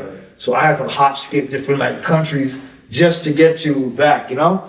And then I was like, I got through and then people hitting me up from there. Hey, we're still stuck. Can you help us out? So I ended up helping a lot of people. I started saying, look, here's a connection. And then those guys were making business too. They're happy because $600 to them probably went a long way. So they're just boom, boom, boom, driving people through. And I was the best connect. Like I was helping people get to the border. But then when you get to the airport though, bro, and the prices, you got to deal with those. So I don't know what happened with that.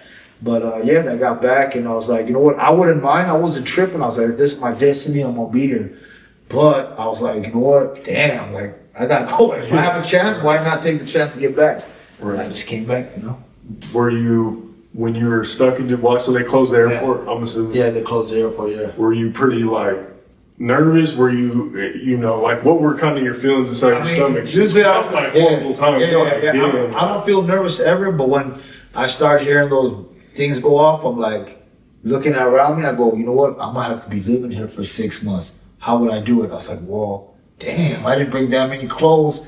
I got to go, I dress differently, right? So it's like, I don't dress in designer. Everyone's over there high-end stuff. And I was like, I'm going to have to live here? I was like, oh, hell. I was like, I'm not, I like it. I like Dubai. I mean, I go to vacation all the time, but I'm like, I'm not prepared to move here yet. I left a lot of stuff back home, you know?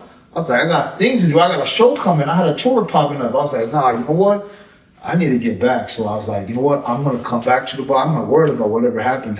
But I'm like, right now, I need to get out of here. So, and I just made that move, you know? Did you have a show out there or were you just visiting? Yeah, no, I was just on vacation actually at that time. Oh, okay. I just went out there for the vacation. I always go around the winter times out there, November, December, January, February time. So I think this was like March or something, you know, so it was somewhere still around the times that I go on little vacations. So, you know, I just have a good time over there, you know. I know a lot of people from Europe.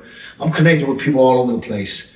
And people are running businesses. They same thing like me. They came from the hood, whether they're from the UK, and then they moved to Dubai. They got $1 million businesses, Ferraris, this and that. They rent it out to whatever. So I'm connected with people everywhere. So I go over there, they just dip, here's your Ferrari, here's your this, you know, boom. What was, is Dubai, because I've never been, is it like how it is in the movies and stuff? And is that tall ass building like crazy to look at? I'm sure, were they worried about maybe them striking? Yeah, so I think the building was supposed to get struck. So my biggest thing was like, we got to get a hotel away from the building. So I got it like 10 miles away. So I was like, we can walk to the window and see if shit goes down, you know? Yeah. But I didn't want to be near the big ass buildings. I was like, damn, I don't want to wake up. I like to go to sleep knowing that the building's not crashing on me, right? But the people in Dubai, the government, all of them, they have everything on lock. They're showing love to the people. So everyone was calm, everyone wasn't tripping. But it's like the tourists kind of getting a little nervous. And I was like, you know what, I got to dip too. I'm not going to be stuck, you know. A lot of people out there. So my boy's a boxer, he's out there. My boy owns a gym out there. So I'm connected. I could live there for the rest of my life. But it was just at that time, I wasn't planning to live there, you know. I wasn't there, you know. When you said you were mobbing in the middle of the night, like, so was it almost kind of like an Uber, but not like real Uber? Like they kind of took you through different countries? Yeah, I had to go through a different country that went through a checkpoint. And they're like, boom, boom, you know, and it could have been anything. They could have been like, oh, Mr. American, come here, buddy. But everybody was showing love. That's all. In the movies, how they make it seem like everyone's dangerous, everyone's friendly. Oh, no, don't worry. Yeah, come on through. I didn't even have my correct, visa to get to the next country. They go, don't worry. They said, you go, you're going to the airport. I get it. Go, you know, go home, you know, whatever. But it was easy. It was almost like an evacuation. Exactly. But, you know, I could see people paranoid and getting scared, and they're not used to, because it's something that when we went to Oman, there was some areas that were like, we stopped to get some chips, you could feel like it's a little hood, you know, like people are just like walking around like who's this guy, you know? I'm coming with my regular clothes, you know, but nobody's tripping, no one's showing love, you know. Okay. So I did want to ask about, you had got booked for 3 shows from Chops, right? Two Chops? Chops from out here, yeah, Chops, yeah, man. He booked me a couple shows back in the days, yeah, shout out. 2 in Pueblo, 1 in Denver? Yeah, I did Pueblo, I did Denver. Did I do any other cities with him? You did, or I think just with him, those 3. Yeah. But I know you did go to Greeley. Yeah. couple years ago as well. I went to the time when they banned me, right? Yeah, I did want to ask about that too. Yeah, so the police, I mean, I don't know what the police. Well, they asked me on Hater World when I wasn't even ready for it. They asked me about that, so I was like, yeah, I went to Greeley, and this is when I was blowing up. So like 08? Yeah, this is 08 or something.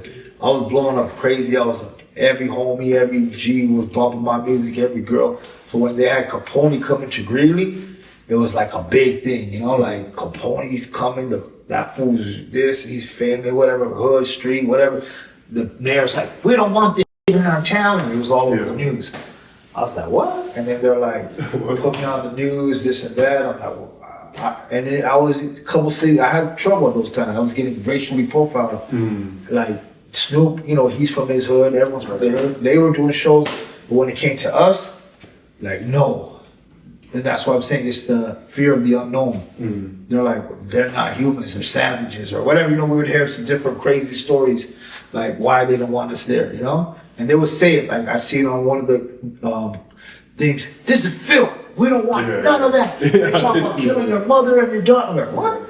I was like, I make love songs, homie. Like, I'm from the streets, but my music is actually for the ladies. Right. So I noticed that in a lot of your early work. So I was like, I don't know what you're talking about, you know? So they're just prejudging me and like, whatever. But, you know, eventually we went through those hurdles, and they still like that today, but it's still a little better now, you know? It's starting to really ease out more, you know? Yeah. Well, I think at that time too, so Colorado was a little more conservative at that time. Yeah. And not to get too political, but, and I also think, man, Greeley, you know, it's a city in Colorado, but it's still compared to like the LA's and the it's a little smaller. Well, Greeley, I heard used to get turned up, so there's a lot of drama up there. It's northern Colorado too, like. And there's a little city, and they're not used to the big city noise. Right. But guess what? Now they're a big city too now, you know. So everybody from LA, Denver lives in Greeley now too. Right. A lot of people go there now for sure, and obviously you end up coming back and doing shit. And then I had my redemption show, like you said. Yeah. And I came back to Greeley. I did my show in Greeley, packed it out, did my whatever I got to do.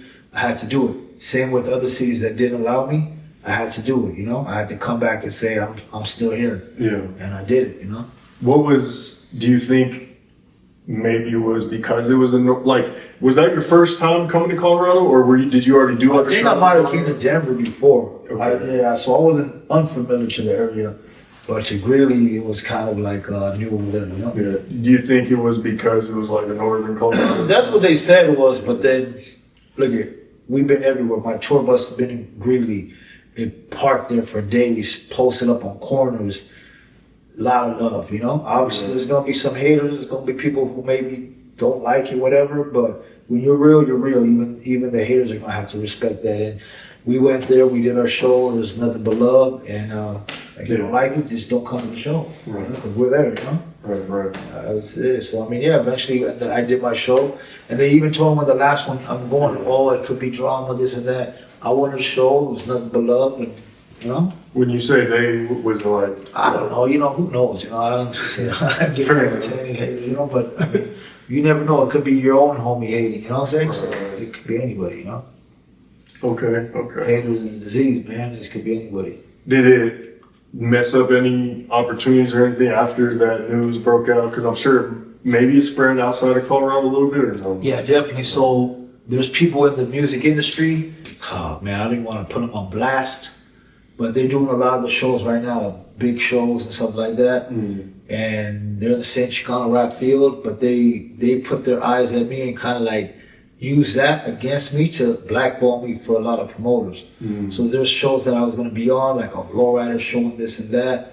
And one day I'm going to maybe, you know, if I feel like it's time to let people know whatever, but oh yeah, that guy gets banned, or he's gangster, he's drama, and this and that. Ooh, they use those little ploys to make people not want to work with me. So yeah, it still hinders me, because now all of a sudden, like, they use all the negative to like throw on me. So anything negative, they're gonna just throw it on me, you know? That's just how the world works with haters, you know? Right. I noticed you, rest in peace, Lil Travieso. Yeah. You had showed him some respect. Speaking of him, look, I'm right here right now. His, I guess his mother of his child contacted me, and she was at the Kevin Gates show. And, you know, I was like, I don't even know how she kind of got my number, but hey, you know, it's all love. And she's like, hey, man, you know, we're doing something for Dhabi probably in August. Let me know. We want to get you involved in the show and this and that. And, you know, I was like, you know what, all right, cool, you know, that's what's up, you know, woo woo. And she was telling me her story, whatever, boom, boom. So I took it to consideration to see what's up. My booking's going through my manager, so if I'm open that day or whatever it is, we'll see. But, you know, I was like, definitely I told him rest in peace, Travi. And she's like, yeah, I'm going to come to the show. And I didn't find her, but she got to the backstage even somehow. But I don't know, I didn't see her. But she was texting like, hey, I'm here. I was like, you know, we didn't see each other. But yeah, man, rest in peace, Travi. He was a dope artist. I liked him, and out of the youngsters, he was one of the dopest artists, and he's from Colorado. And he got a lot of love in LA, you know what I'm saying? So everybody bumped him. He you know, he minded of us, of all our little homies and stuff like that. So yeah, that fool had a lot of talent. He could have blew up, and he was doing it independent too. And he was kicking the best by himself, you know? Little kid doing all that, you know? Yeah, I know they made a mural in Cali.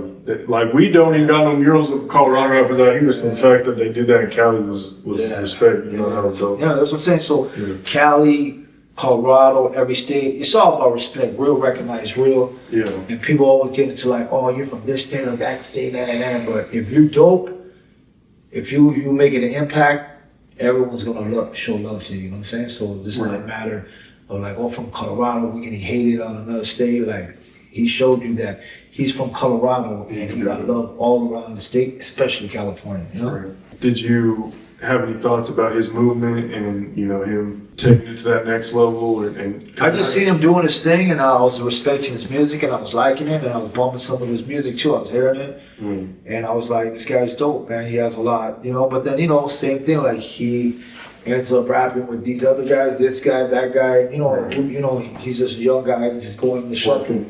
So hopefully you would think he'll get it to the point where he could take it as next level. But, you know, I already knew in my head, I'm like, it's going to be hard for all of us, you know? So even him coming up, he's going to get some money, but it's like the doors are going to be shut, you know what I'm saying? It was shut for me. These new guys think it's opening for them, but it's been shut for them. It's been shut since day one, so I was just hoping he has enough to just keep going and making a living off what he's doing, you know? And he was doing all right, so he could have been that guy, you know? How do you keep that positive mindset going for yourself, for the younger crowd, to stay motivated and try and kick those doors down? Because, you know, I'm sure it's hard. Yeah, I mean, I just go out there and get it, you know what I'm saying? Yeah. So I take this, like, when I took the street life serious, and when I was on the streets, I take this serious. So this is my job, I'm gonna make sure I conquer my job, I'm gonna be the best at my job. And that's what I've been doing, and I've been doing this for a long time, to the point where, like, damn, I've did everything now. I don't even know what I'm doing. Like, I'm confused, like, why am I still doing this, you know? Like, but it's the love, and I know I don't want to get thrown back into some other negative world of mine. Who knows, you know? I did want to bring up the Free Palestine music video, and kind of how you balance being an American, but also, you know, pushing that message, and what was the thought process behind the video and everything? Well, I always knew the plight of the Palestinian people. See, I'm a very, I don't know if you could say, I don't know, like, just in general, like the history of the world, how the world has been conquered, to blackmail, to this, to colonization from the Native Americans in the United States, to getting their stuff taken from us, the indigenous people of Mexico, how they got, you know, so I just do the whole world research of like how, like, we became who and this became this and blah, blah, blah, blah, right? So when the Palestine thing happened, I did a song back in the days. Actually, that song was maybe 2012 I did that song. Oh, okay. Yeah. But I never, before the recent stuff. So no one even knew, right? Like, it got viral now, people know about it now. Right. But I knew about this back then. I was like, man, these guys, you know, been living in this country, and now slowly by slowly they're taking each inch away, colonizing it, kind of like how the Native Americans were here, and now like they're pushed into reservations. But the Palestinian people, they just, they had the heart of steel too, that they just were never like backing down. And then when that stuff happened, it was crazy because I already knew, like in my mind, I already knew what's happened. I already knew what was gonna happen. You feel me? Like it's like if you're really religious and stuff like that, you're expecting Jesus to come back, right? Right. So everyone who's, Christian, Catholic, Muslim, whatever, they believe Jesus is going to come back when the time is whatever. Jesus comes from Palestine. He's from Bethlehem, Palestine. And there's going to, it's too deep to talk about, right? Yeah. I don't like to be on political movement right now. Right. But there's certain entities that want to control people through money, power, and this. So when a certain individual comes up, I could I could just break down so much shit. I don't want to go there, but it's been programmed to this. So all this that we're seeing right now in the world is getting exposed. Right. And how was it getting exposed? Let's be brief here.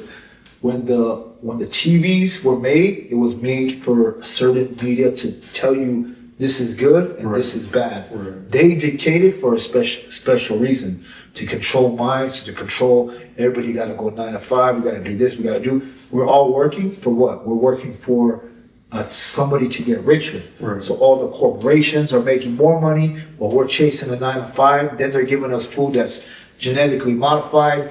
Then we're getting cancer. We got to get the medication, what they made. So they're engineering the disease and they're giving us the disease back. You know what I'm saying? Mm-hmm. So we're kind of working in, we're in a rat race. Right. And there's guys on top that are trillionaires and they're we're doing this, that. So it's just part of the world of what's happening. Play those out. Yeah, exactly. So I see through this stuff and then I'm like, damn, And then when this Palestine thing happened, I was like, it kind of hit because damn, I already knew I was like, this is not going to end quick.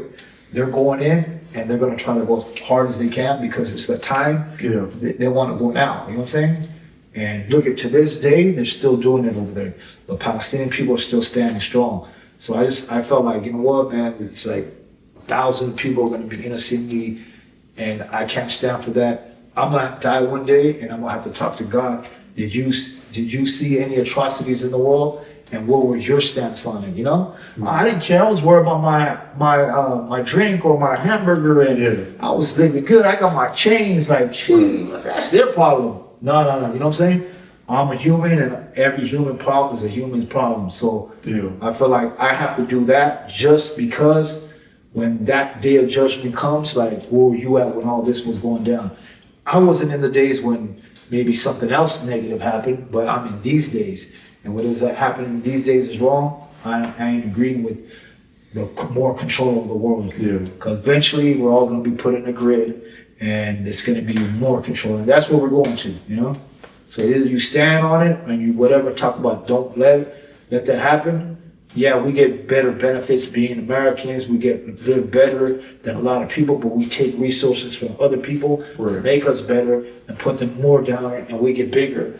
You know what I'm saying? Let's talk about India. The British came over there, stole all their gold. Africa, they came, took all the, you know what I'm saying? That's how they got rich. Right. So there's wrong in it, but at the end of the day, we're benefiting it, but technically, we're all humans and someone's suffering over ours, our benefits. So if we're living good, we have to look at the people that are living bad. And we can't they're living bad because they're dumb. No, we seen people, African Americans, they treated them like this. Now look at, they're successful in so much stuff. Their businesses, their athletes are making millions. It shows that everyone is equally, but it's just some people got stolen from and got whatever. So at the end of the day, I can't stand on wrong behavior. You know what I'm saying? How do you feel like 9/11 maybe intertwines with that as well? Yeah, briefly, I suppose. If you see what I see, first of all, did we even see the hijacker families? Do we even know who they are? Do we even get to see Bin Laden? We don't know, right? There's too much they're gonna show you who's this and that, but there's just a lot of things that could be right and wrong, and we don't know what's going on, right? Question everything. So because it just sounds everything in history's been tricked. So why isn't this been tricked? And now with social media, media was made to control, but what happened is it became into every human's phone, and now all the secrets are laying out. So people show Palestine kids are getting whatever, right? Yeah. So people are like, what? And then so now the ones who control the media are like, damn. Remember TikTok was by China. We need this shit needs to be controlled now. because our agenda is getting whoever's playing this agenda, right, is going this direction, that direction. So media backfiring now because now people are seeing the truth. And there's more resources, more. Everyone's waking up. Now everybody's like looking at like, you know what? Like if you told about Palestine, I don't have to just watch Fox News. Exactly. If you told about them 10, 15 years ago, kill them, go get them all. These guys are doing this to us. But now you're realizing, wait a minute. There's videos that show these guys are human like us. Because we live here, and whatever you're gonna tell you is a bad, they're gonna believe it. You know what I'm saying? And until you get to know the person, and they're like, wait a minute, he's human like me. And I think nowadays a new generation, which is positive over any other time, is everyone's getting multicultural, and they're realizing, wait, we're all humans here. You know, like everyone's trying to live a life. You know what I'm saying? It's just somehow the media controls this and says this. But then when it really boils down to it, you see what's really going on, you know? So yeah, I mean, that's a big thing. And like when 9/11 happened, we don't even know what was the reason. And was a reason to go in to do this and that and do what? We don't know, you know? You brought up the African Americans. I feel like you've done a lot of good business. Obviously, Kevin Gates, Snoop Dogg's, and the Sugar Frees of the world and whatnot. How do you feel like you were able to kind of build those strong relationships? Because a lot of people like to look at LA as a whole and be like, oh, you know, the African American and Latin and or the brown people, they don't, you know, intertwine and whatnot. They separate, which I'm not saying isn't true, but there's a lot of truth in it, and there's a lot of truth in it. And at the end of the day, how can I say it? I mean, it's just ignorance. It's just ignorance. Like with me, there's a lot of hate on me, but that's ignorance. People hating on me is ignorance, right? So just like with the African American, with our community, talking negative on the African community, is ignorant people. So when I even hear people say negative about African community, because I've witnessed a lot of negative things about African communities said for no reason in my community. And I was like, nah, I ain't standing for that, because at the end of the day, that's just, you know, that's just weak to disrespect someone, and, you know, just amongst your own people. You know what I'm saying? Like, you know? But that's human nature. Everybody does everybody. I mean, it is what it is, right? So, but at the end of the day, I never was on that tip. So that's why I did songs with Kevin Gates. I've done songs with Snoop Dogg, because I wasn't on no racial thing. You know, I've done songs with every nationality, from white to Asians to, man, to like, whatever, you know? And then maybe because of who I am, that I was the underdog myself. So I didn't fall for that. I didn't have a bunch of guys that we could just diss somebody else. So I was already like the black sheep, you feel me? So I looked at when someone else picking on somebody else, I was like, that ain't right. You know what I'm saying? So same thing when I was in jail, same thing when I was in school. I seen those things, racism. Indian kid walks in school, everyone's like throwing I was like, you know, and I'm looking at the kid like, this guy's poor kid's going to school and they're picking on him because he's by himself. Now, that kid, I would stand up like, hey, I'll be back up. You know what I'm saying? So when the whole Palestine, you know, anyone who's, I feel like, you know, like I understand their what they're going through. So I just was raised like that, you know?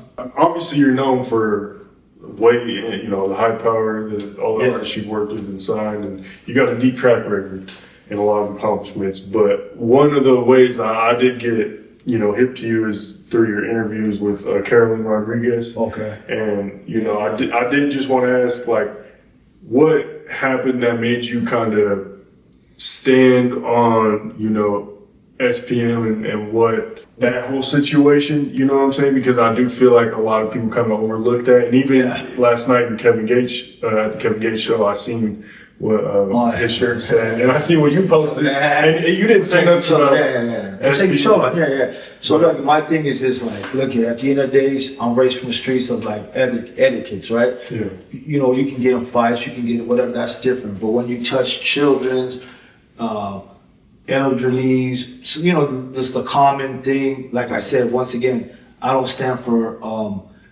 picking on, like, or how can I say it? Just like taking a, you know, whatever, like, you know. So yeah, I get it. Some people they might be accused wrong, and that happens, you know, like different people, whatever. But when it's a kid, I can see like maybe someone's 26 and then they little fight happens, argument, you know, a guy hits a girl, this happens, or something weird happens. I get it, it's not right, but at the end of the day, when you're a grown man and you're with someone who's 9 years old, 12 years old, bro, how can you even say that's, well, maybe, well, looks older, well, no, bro. 9 years old, and then when I got to read his story, because I didn't know his story, so look at, when Carolyn came to me, she was already on the tip of like, I don't mess with SPM, I don't do this, that, which later, I don't know, it seemed kind of weird when she was backtracking all that, right? Because money is the root of evil, people will be loyal to something where money comes, right? So when I met her and then I started really doing my research, I was like, what? Wait, what? This is true. And I'm hearing it from that circle, then I'm hearing from people around that circle, and then I'm like seeing paperwork.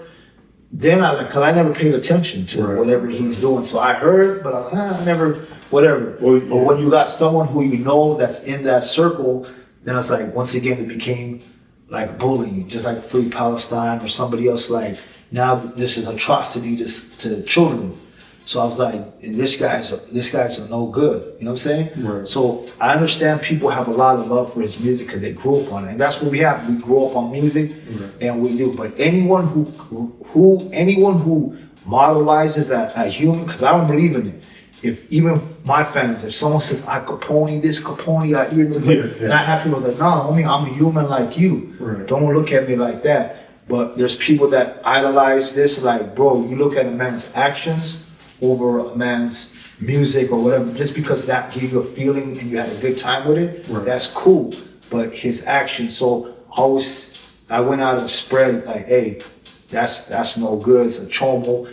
I didn't tell everybody, stop listening to music, don't do that. That's, if you're real, you're gonna do that on your own. Like, you know what, I'm just gonna, you know, understand, like, you know, like me, I can't listen. Like, once I did my research, exactly. It's just you already stained. You know, it's like it's whatever. So then when I said that, everybody came on, like everybody belted me for like, oh yeah, well, he's hating on SPM. Whoa. I was like, no, I'm just telling the truth.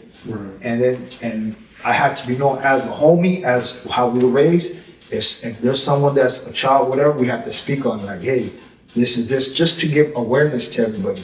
And guess what? It actually worked, because after I did it, everybody knows about it now. Now, whether they want to ride on it, I'm not here to tell somebody stop listening to the music. You're raised with your own morals and your own values of life, but I definitely will let you know. And if you want to be mad about it and go try to fight over your idol, then go ahead, whatever. You know what I'm saying? Because I'm going to stand on my business. That's the chomo stuff. And then the worst part of it, this fool, after this happened, he comes and makes a song dissing me. Oh yeah, and he does this fake propaganda speech, you know, where he's dividing us. These guy like him, shit him. Then they start coming on the racial tip again. He's dividing. I was like, oh, this guy's playing that game again. What a dirty, now I know this guy's a manipulator. He's playing that whole game of let's try to divide, whatever. And then the real was with me and the fake wasn't. And then at the end of the day, I don't have to say nothing no more. I say it here and there. I spread it out whenever someone needs to know, but we already know what it is. And then with Carolyn and them, they were like, yeah, we're down with you, this and that. But then, oh, SPM might be getting out. Oh, he's a millionaire or something. I don't know whether he is or not. Maybe he's gonna help us revive our career. So when this all broke down and I spoke on it, she probably, or whoever's getting feedback from a lot of hate, and maybe they folded up, like, yo, I don't want this drama. And they joined the side. But guess what? Now, that side is showing that I was the right side. And even their own people that used to back them up were like going against me. They even turned around and go, yeah, SPM, nah. So they went and dissed me and made all this negative about me, talking whatever, but now they even come to realization, because they're sitting there by us doing this, we might get a paycheck, or who knows what their thoughts were. I'm not gonna say, but at least they came back to the right side, so I can commend them for that. But at the end of the day, you know, hey, money changes people. People will sell out for money, and you know, he had the power that they thought maybe some people thought, you know? Right. But hey, at least they're back to the right side. Did you think he was getting out last year? They were saying he's coming out, and I'm like, at the end of the day, he has a big case, and even if he came out, what is he gonna do? You're gonna have your name on you know, you get put on this Megan's law. You can't, especially Texas. I don't know how strict they are, but they're probably strict in California. Right. So you're not allowed to be around children. So how are you gonna do a show around kids? Right. You're not allowed to do that. So whether he comes out, you know, families. Yeah, he can come out all he wants. You know, like when it comes to somewhere I'm at, I'm not. You know, I don't. You know, it's my job to be like, I ain't agreeing with that, and you know, it is what it is. You know. Right. So, but yeah, I mean, I wasn't worried about it, but I was like, who cares? Like, let this guy come out. But I'm like, but he's on Megan's law, so I mean, whatever, you know. Yeah. No, they were all talking about it, but I didn't. But look, people in Texas, I understand that they grew up on a lot of music, and it was their hero because he was like the first person to come up, and they were the same gutter in the hood as them, and they feel like this is what we grew up on. Right. And I get it, but then you gotta also evolve and grow up as time. It's like, look, we were told a lie, and you have to, when you know something was wrong, you have to know that it is. Now, your decision to play it, that's cool. Right. But you should know where this situation stands at. Yeah. Whether you like it or not, nothing that you used to. I love Houston, man. I go there all the time, man. Right. I get nothing but love. Internet talks different. I went to Texas on tour. I popped up at Walmarts and every. Where would that happen? I was like, I'm going to every Walmart, every city. I'm right here. Boom, boom, boom, boom, boom. People who are actually locked up, OGs out there, like, hey, man, we heard the thing, you know. And they would tell me, like, you know, a lot of people like it, but guess what? You're right. You know, woo, woo, woo. And, you know, they were showing love to the real ones, you know? So it's just the internet again, you know? Yeah. Once I did my research, I kind of struggled because I would see certain artists that I respect, that I listen to music, not SPM, but just other artists in the area who, it's not like they fully vouch for, but you could tell they're still cool. Yeah, and that's all because of, hopefully, if I do this, it's gonna help me. Maybe I'll get signed or I get a deal. Hey, and those are the people I stay away from. You know what I'm saying? I do not want people who don't stand on basic reality. Yeah. And there's a lot of people like that in this world. Like, face it, we can't change everybody. People are not gonna stand on morals and values. Right. And it's just like sad that you lose a lot of friends, a lot of people, because you realize a lot of people are not based on morality. And I've lost people on people who are just trying to, you know, they're using me for like something, but they're really there like a homie, you know? Right. So, I mean, but you know, you see right through it. So that I can't be played because I know, you know, but I get it. Like, it's just human nature, you know? Right. Do you feel Texas and Cali are kind of the top two states when it comes to, I know I keep going to Chicano Rap and hip hop. Yeah, no, it has to be. Like, Texas, man, is bad. If you're an artist from Texas, you're blessed because, let's put it this way, when we're in Cali, we had MB Riders, MC Magic, Mr. Capone-E, Little Rob, Kid Frost, Lighter Shit of Brown. We have 50 guys sharing one pile. When SPM came in, it was just him, and he had the whole state of Texas for him, right? So if you're an artist from Texas, you have a better chance to get cracking. Man, there's definitely got a lot of pull, a lot of community, and yeah, they're two of the biggest states. Washington's coming up. Colorado, I'm just waiting for Colorado to make that move. There'd have to be. There's been some noise, like the Threads, the Chops. Arizona's doing a lot of movement, but they're still even like, yeah, man, it's just been California, Texas mostly. And you know, sad to say, there's even Chicago and New York and all this, and they're not even really for like Latin or Chicano rap or Mexican American rap. Well, they haven't even. There's population. Chicago has so much, probably more than Denver. Yeah, or even Mexican Americans. I know. I go to Chicago. Yeah. But it's just like it's been Cali based and Texas mostly. Right. But it's spreading now. Like I told you, Washington's on the rise. I did want to ask about when I was listening to some of your earlier projects, Last Man Standing. You talk a lot about how just kind of not messing with rats. Keep in mind, this is early 2000s, you know, for the viewers. And then, you know, nowadays you got situations like what happened with Gucci Mane Big 30 and Pooh Shiesty. So pretty much what happened with that, just a quick brief. Yeah, we kind of need to know. Yeah, so pretty much, Gucci Mane signed Pooh Shiesty. Okay. And then, so Pooh Shiesty got out of jail, and then they allegedly, robbed him in the studio or something, or tried to. And they tried to rob Gucci Mane? Yeah, to get out of the paperwork. I believe, contract or something. Yeah, because Gucci had kind of like a Suge Knight type of, you know what I'm saying? Gotcha.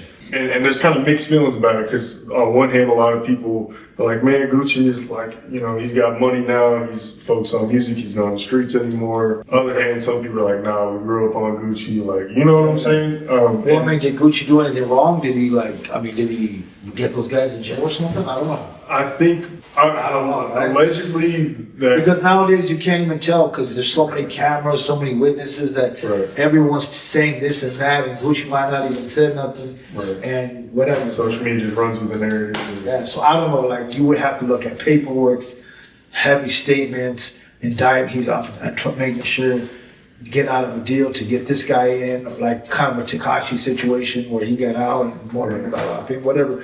But it's hard to distinguish really, and I didn't really follow up on it, so I can't really speak on it. It's not, it's the community of Gucci circle, Pooh Shiesty circle to know what's really true. I don't listen to the internet. The internet just talks out there.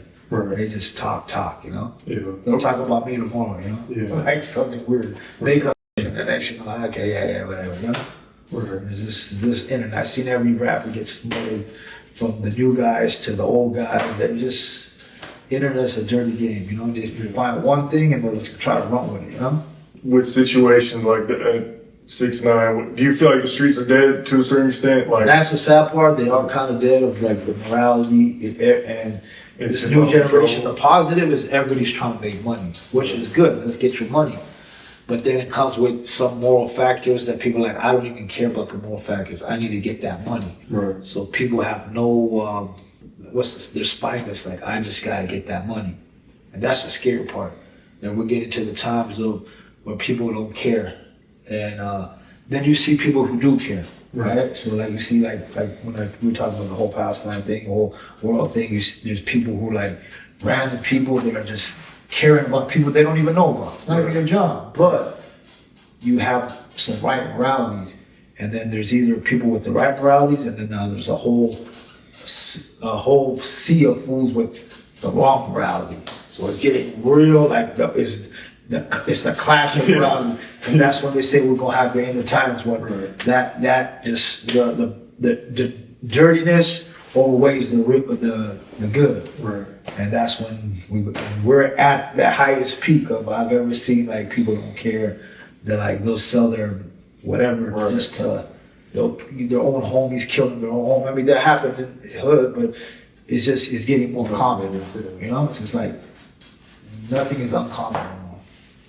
Why do you think they let 6ix9ine through the door in a way, or do you have any opinions on that? I know you. Well, I mean, 6ix9ine was part of Shiesty and I forgot those guys, and they're with the major labels. So they had Universal funded through I forgot the whole story because I can't really go back to that. But they had $1 million plays.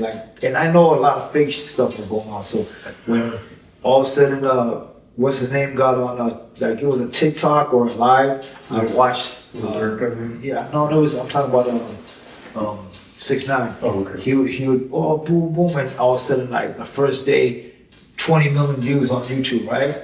But then I'm looking at the comments because I know the tricks.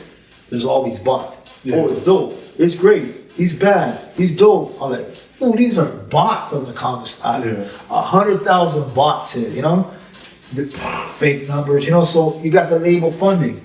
So yeah, he was popping. He's hot. He got going. But obviously he had a label with him, and he was signed by Shiesty. And as we find out, they were making $1 million moves of whatever they were doing, working with the label. I don't know, what I'm saying? At the end of the day, sometimes, the street guys can help you get to wherever, and that's the street he rolled with the street guys, and the street guys said, hey, we want this, we want that. And I don't know, they went after him on something, and, they're in jail, and he's out, so you play with fire, you're gonna get burned, and then that's why, as a man, if someone's giving you free handouts, like, hey, I got $1 million, but it could be dirty money or whatever it is, you gotta just be like, careful. you know what I'm saying? Because now if you're gonna play in that game, you better be ready for everything with it. You know what I'm saying? Right. And he wasn't ready for it, and then, you know, he got to where he's at. But hey, like I said, he's still probably doing his thing. I see popping up in my clips, and no one's even talking about him. Right. So it's like nothing negative, right? It's like, oh, look, he's a smart guy. Yeah. You gotta give it, but at the end of the day, same thing. What, you know, you went a certain route, streets. Now, you know, you kind of turned on the streets, whatever he was doing. I don't know. Right. You know, I don't mess with guys like that, you know? Yeah. Okay. Now, your last project, or at least album, I know you've been dropping a lot of singles, but Love and Hate back in 2019. Yeah. Is there a reason you haven't dropped an album since then, or like I said, is that works, it's a digital world. You Yeah. gotta do all this, what I explained. You gotta do clipping. You gotta do higher TikTok things. It's just, I'm from the streets. Like, I like to get organically. And I feel like organically is out unless you do something corny and it goes viral. Yeah. So, or you do a dance and somehow it just, you know, it's something that everybody just starts doing. So this generation is based on a lot of that. And I'm not saying there's no real hip hop music here, but there is real music here, but it's not the same of those days.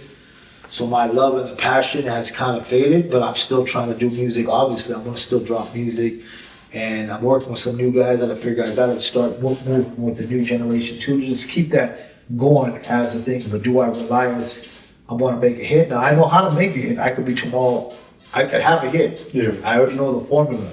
But it's like you said, you gotta hire, you gotta do this, you gotta do that. It's all a gimmick, and I feel it's fake. Why fake it to make it? I'm used to the real love, you know what I'm saying? Right. Because I won't even enjoy it. Like, oh, I got 10,000 people, but I know I spent, like they say it was $500,000. I'm just saying someone spent $500,000. I know $500,000 was spent to get this where I'm at. It's not real. I'm from a generation, I had $10. I had $100, $200. Homies gave me $500,000. We printed up CDs, and they were on fire. Yeah. It was something. We made nothing to something. You know what I'm saying? All money in, no money out. Now it's like it's turned into a business. Or you want it to be this, like, and I don't like the business model. I'm more of like the real model. So I guess I kind of killed a little pride, the hype of it. Yeah. But I still do music just to do it, you know? Right. Okay.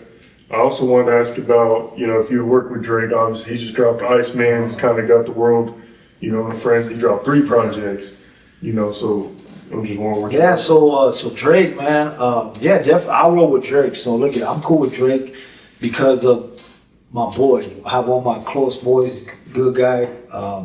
He's best friends with Drake, part of OVO. He's just like his friend. Mm-hmm. And he told me, yeah, Drake's a cool guy, whatever. He's like, Drake's down to do so I can get you to do a song with Drake because he's his friend. Yeah. He's gonna send me that beat. This was like 6 months to a year ago, and he's been telling me I haven't even sent him a beat. So any producers out there, if they got some fire beats, I'll do it. I ain't trying to send Drake a little street sample beat or something like that. I gotta do a real hit.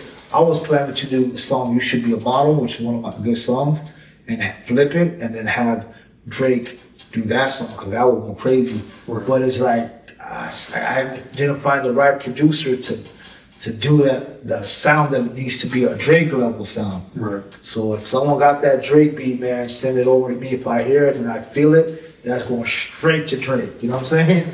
Because and Drake, you know, like, why should I hate Drake? Drake, he's never shown no hate to me, so I'm not on that. And just true this up. If we love Kendrick, we love the West Coast. But Right. hey, Drake, my homie, is with Drake, so I'm cool with him. You know what I'm saying? So have you had a chance to speak to Drake or? No, I was never. One time he was in Europe, and my boy was calling him, and then we were on the phone, but like never really got to personally, you know. Like he's been on tour, Australia, Europe. Then by the time he was somehow in LA, and he doesn't come to LA a lot. Yeah. When he was in LA, I was out somewhere else. So. Oh, okay. But it might happen soon. So Drake, yo, it's Mr. Capone. You're hearing all the way in Denver. You know your boy. I'm shooting. You already know what it is. We won't get a record. West Coast got it. You know what I'm saying? Oh yeah, no, that's dope. Last question: how, you know, would you do a versus with anyone? Is there anyone you feel like that would be, it'd be worth doing a verse? My thing is I'm down, but it has to be on a major level, right? Like big, but I ain't trying to do it at a little small room and like let's do a versus. Like versus, what do? They bring in the artists, they bring in to showcase what they do. Yeah. So I already said if I had a versus, ain't nobody beating me. So let's just bring it to the imagination. Yeah. I'm on stage, I'm doing my thing, I go, hold on, we gotta light this fire up right now. Yo, Snoop. And Snoop pops up, light my fire. And then all of a sudden, hold on, it's time to go local in this. And then all of a sudden, the Migos come up, local. Like Kevin Gates pops up. Like I got songs that got history. Oh, we want to take you to oldies. Where's all my OG lowriders at? Then I had a song with Brent Wood. Oh, Mexico, what's up? Lefty SM, boom, like doing real of him. You know what I'm saying? Like I have so much catalog of like hitters that. Who would I do verses with? You know, like obviously only the big guys beat me, but the independent guys, like who's gonna come and have this showcase? Yo, Bone Thugs, I did a whole hold on, we're bringing Sugar Free up in there. Yo, Bone, Little Flip, boom, she's like doing songs with me. Like, who's gonna beat that verses? I got everybody songs with. So yeah, I thought about it, but it has to be on a major level. Like, let's do the broad verses. You know, it's not gonna make sense. So I don't know if that will ever happen, you know what I'm saying? But there ain't nobody could beat me on verses because I got the best catalog, the best hits, the best jams, love jams, oldies, songs with, you know, Snoop Dogg, The Game, Migos, French Montana, man, Kevin Gates, the list goes on. So if I'm doing the verses and I did 10 songs, you're getting so many surprises in the verses versus another guy just rapping his songs like, all right, bro, you know, different level, you know? But hey, shout out to everyone doing it. But when you come to verses, I'm ready for the battle, but it's got to be the next level, you know? Well, that's what it is, man. I appreciate you for the conversation. It's been a legendary interview. Yeah, for sure. You know, thanks for sitting with me for the whole 2 hours. It's been a long conversation, chatting, you know? Yeah. And I was tired today, so I was like, I didn't even take I was thinking maybe I need to get a coffee or something, you know, just to get it going. But once you start talking, the passion kicked in, you know? And keep it going, yeah. Well, make sure y'all hit that like button, comment down below the biggest gem you picked up from this interview.